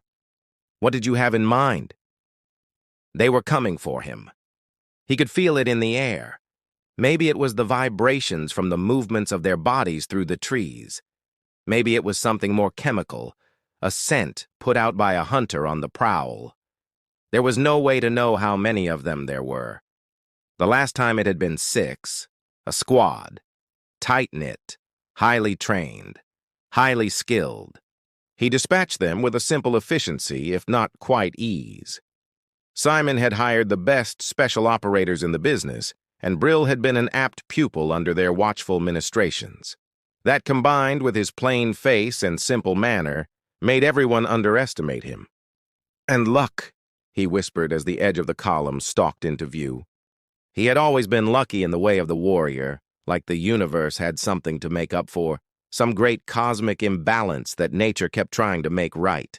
He barely breathed as he counted the bodies in woodland camo. He could see 3 moving in a professional shuffle step, MP5s raised to shoulder. He knew because Carver shot him in the chest on the first day after his capture, and again the second and the third. "Don't shoot me again," Brill warned as he lay on the ground and rubbed his battered chest. At least that's what he meant to say. It might have come out as a groan. Carver caught the look in his eyes, though. Black dark circles that looked more at home over a shark S smile than a man S. "The guards have live ammunition," the large man answered in a cultured Dutch accent. "Don't go beyond the fence." Brill wasn't concerned about the guards. If he decided to go again and that time would come, there were gaps in their patrol he would exploit. "Or kill them all," he muttered under his breath. Let Shelby Johnson make of that what he would. Brill could hop another train and this time skip the hunt down and kill the senator plan. The line of soldiers hunting him moved past, but something in the air tweaked the hair on his neck. He remained frozen in place, watching, waiting. A second group moved at a slight angle from the first. A redundant line designed to spot and capture him if he tried to make a move on the first group. Smart. Carver was learning how he operated. The man must take good notes, he thought, and held his breath as a member of the second group moved within 3 feet of him. The soldier scanned the area, gun-trained on the pine-covered landscape. He paused next to the storm-canted tree trunk Brill hid under and tilted his head. Brill watched the young man's eyes scan the area again, searching for whatever it was that had given him pause. A line that looked unnatural, or a shift in the pine needles on the ground, maybe a scuff mark in the dirt or a broken branch. Whatever it was, the kid had a gift, because Brill had been very careful in building his hidey hole. "Tango!" the boy screamed and whipped his weapon toward the tree trunk. He squeezed off a shot as Brill rolled out from the other side and yanked a buried vine with him. The cord came up behind the soldier and caught him on his Achilles. The soldier stumbled backwards as he fought for balance, his trigger finger flinching out 2 wild shots before Brill slammed into him and spun the weapon out of his hand. "Tango!" the boy screamed before the strap of his rifle cut off the wind. Brill smashed an elbow into his face and heard the crunch of bone as his nose exploded under the blow. He dropped with the unconscious body and aimed the rubber bullets at the others in the line. The weapon wasn't silenced as he squeezed off 6 shots at the 3 he could see.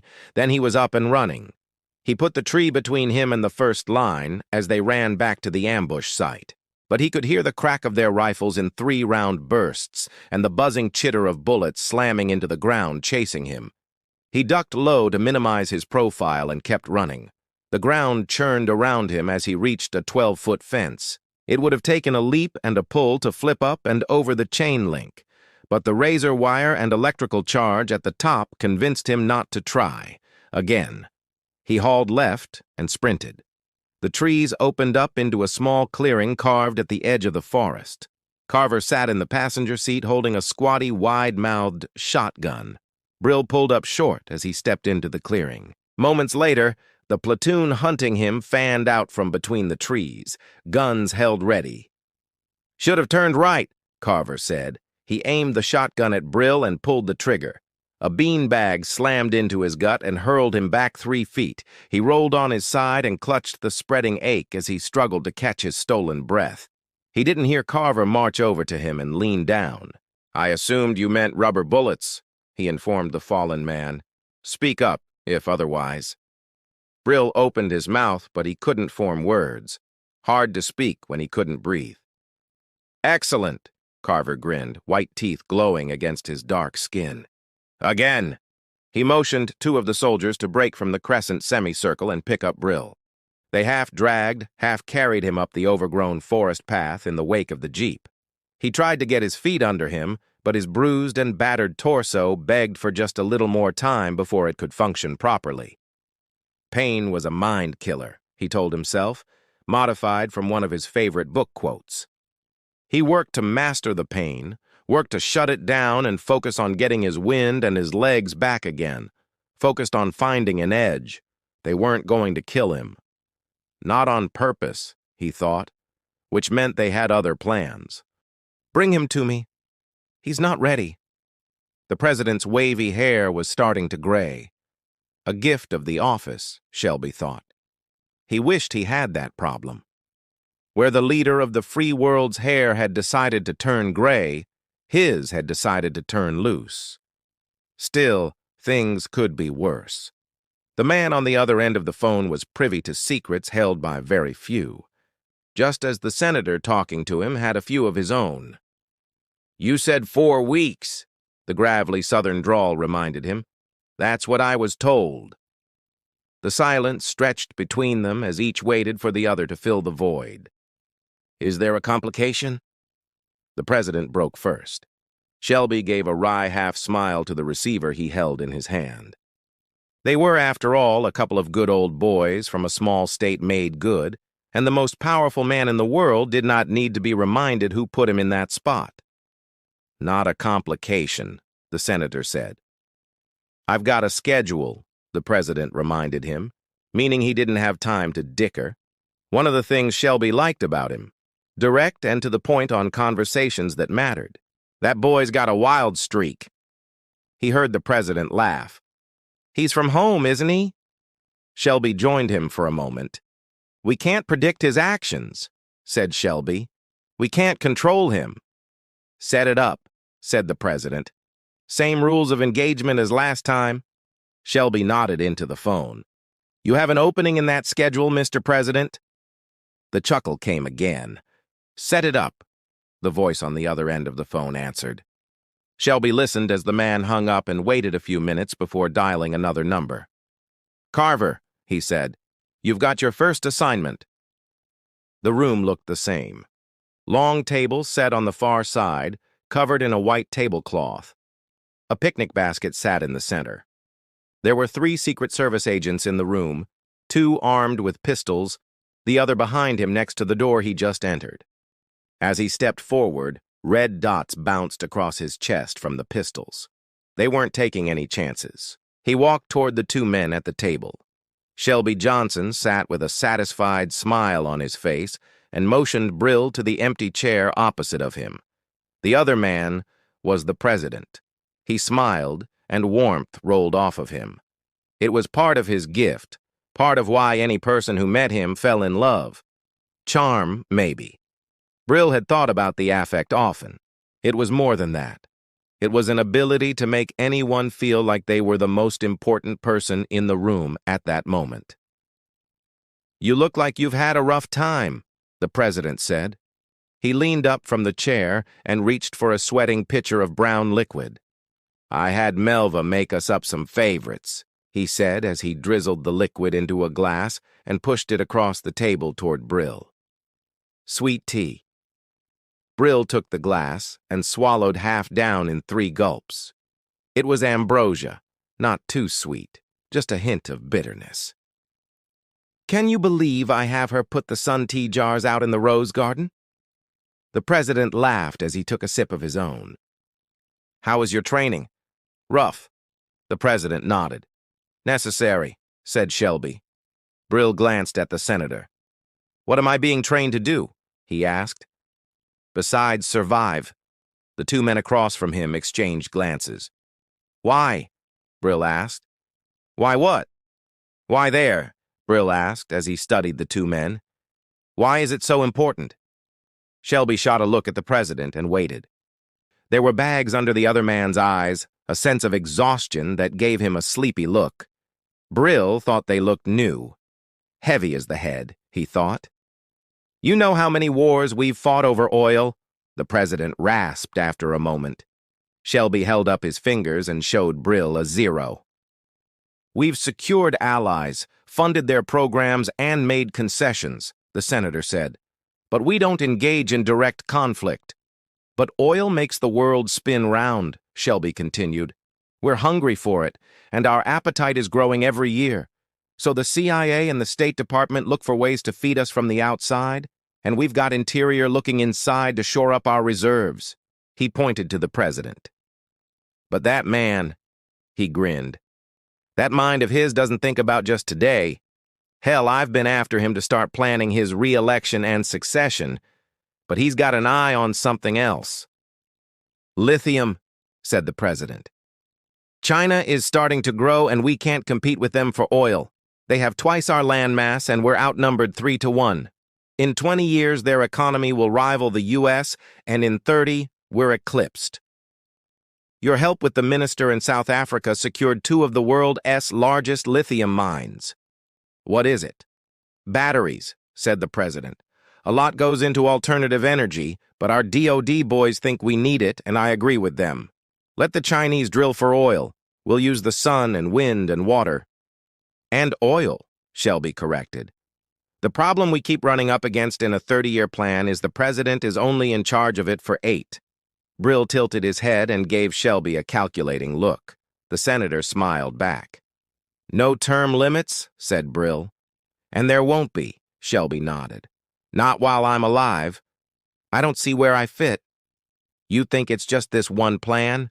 We're disrupting industries, we're fighting foreign governments. Hell, there's a new world order out there gunning to knock all our hard work to hell every damn day." "I'm just a soldier," Brill said. "No." He looked at the president. The man stood and reached across the table to pour more sweet iced tea from a sweating pitcher.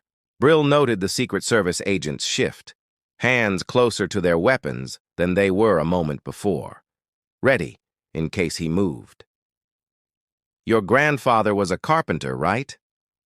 The president sat back down. Brill waited for him to settle back before he reached for his glass and nodded. "Smart man," the president said. "Bought 10 houses when the arsenal moved in and moved them out to his land in the country so he could rent them and fund his retirement." Brill shifted his eyes from the president to the senator and back. He was planning for the future. The two men across from him nodded. "He worked for a group of other men who ran your city," said the president. "Did you know that?" Brill did. "The Nixons." "He was what they referred to as their go-to guy," said Shelby. "They had their fingers in a lot of pies, but if they needed woodwork done, plumbing, mechanical, hell, you name it, and they called your pawpaw." "He seemed like a man you could admire." "I did," said Brill. "I didn't know him," the president answered. "But he feels like the kind of man I would have admired as well."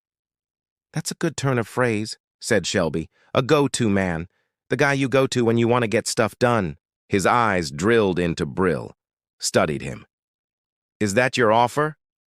"Offer?" Shelby scoffed. "Son, we've been grooming you for this for years." "Rebels," Brill growled, but the president held up a hand to forestall him. "That was unfortunate," he agreed. "A tragedy, and you got your revenge for it. But we've been watching you every moment since." Shelby leaned forward. "More than watching, planning, nudging, building." "Building what?" "Our go-to guy." Brill crinkled his eyebrows and took another sip of tea to cover it. His eyes darted across the room, taking in the agents at the door and far wall, the two men across from him. "You built me?" he finally asked. "It's a strong word," said the president. "You can call it training if you like," the senator said. "But you had the grit we wanted to start with," the president added. "You're a killer," Shelby said. "When's the last time you lost a night of sleep over killing someone?" "I'm a soldier," Brill started to argue. "You were a soldier," the senator continued. "Now you're something more." But what? Brill wondered as he stared at the two men watching him. What exactly was he? The car drove him to a diner. It looked old-fashioned and out of place among the towering skyscrapers, like someone had dropped it in the middle of the block and the buildings grew up around it. He could see Carver through one of the plate glass windows, sitting at a table furthest from the entrance. The driver didn't say anything as he pulled to the curb. Brill stepped out and the car drove off. The crowd bustled on the sidewalk, washing past him like a human river. He could disappear into it, he knew. By the time Carver made it outside, he could be around a corner and gone. If anyone was watching, they would have to shoot into the crowd to get him, so he felt safe, relatively safe, and curious. A bell over the door tinged when he stepped through. A tired-looking waitress with limp hair and smudged lipstick gave him a wan smile. Her name tag said she was Alice. He nodded toward Carver and stepped past her to join the man at the booth. Carver had his back to the wall, a clear sightline to the door. The opposite seat offered zero protection. He couldn't put his back to a wall because it was window, and sitting straight on exposed him to the door and the rest of the patrons. Sitting side on in the other direction kept him open to the kitchen and the two shadows he could see through the pass-through. He took a deep breath. This part was about trust. How much did he trust the man across from him not to have him killed? Brill slid into the seat and browsed the menu. "You look like a man without a care in the world," Carver smiled. White teeth glowed against his dark skin, and his cultured accent was melodious. "Hungry?" said Brill. "Try the omelet?" Alice came over, and he ordered coffee and an omelet. "You won't be disappointed," said Carver. He slipped a piece of paper on the vinyl tabletop and trapped it under long fingers. "You know," he said, "I have long admired places like this in America. The concept of breakfast where I grew up was anything that might be left over from the previous night." "I've had beans and rice for breakfast," said Brill. "Grubs, snakes." Carver grinned harder. "Often there was nothing from the night before either." "You didn't go for bush meat?" The tall black man pulled a disgusted face as Alice returned with 2 plates and a coffee for Brill. "It does not have quite the same appeal as bacon." Carver carved off a piece of his omelet with his fork. "Not much does." They ate in satisfied silence for a few moments. Brill reached the last 2 bites and Carver slid the piece of paper across the table. He picked it up and slipped it into his pocket, but not before spying a single male name scrawled in an elegant loop. "What did they do?" he asked in a low voice. "Does it matter?" Brill considered the question as he moved the plate to the end of the table and concentrated on his coffee. "I like killing bad guys." Carver scooted his platter to the edge and sat back. "I do not know if we have the option to choose." Brill shrugged. "You think there is always a choice?" Brill didn't answer, just sipped the black coffee. Alice came back with a refill for the both of them. "Let's just say..." He waited for her to leave. "If I had a choice?" Carver nodded and grinned, like that was the answer he was waiting to hear. "Good," he said, and dropped a crisp green $20 bill on the table. "This meal is on me, your fist assignment. Find that man and keep him safe." Brill watched the large black man leave the diner. As he passed through the door, 2 more plain-looking patrons joined him and fell in line behind. He waited for them to disappear behind around the corner and pulled the paper from his pocket. He read the name. "Another cup, hun?" Alice leaned over with the half-full pot of black ambrosia. "Done for now." Brill got up. "I've got work to do."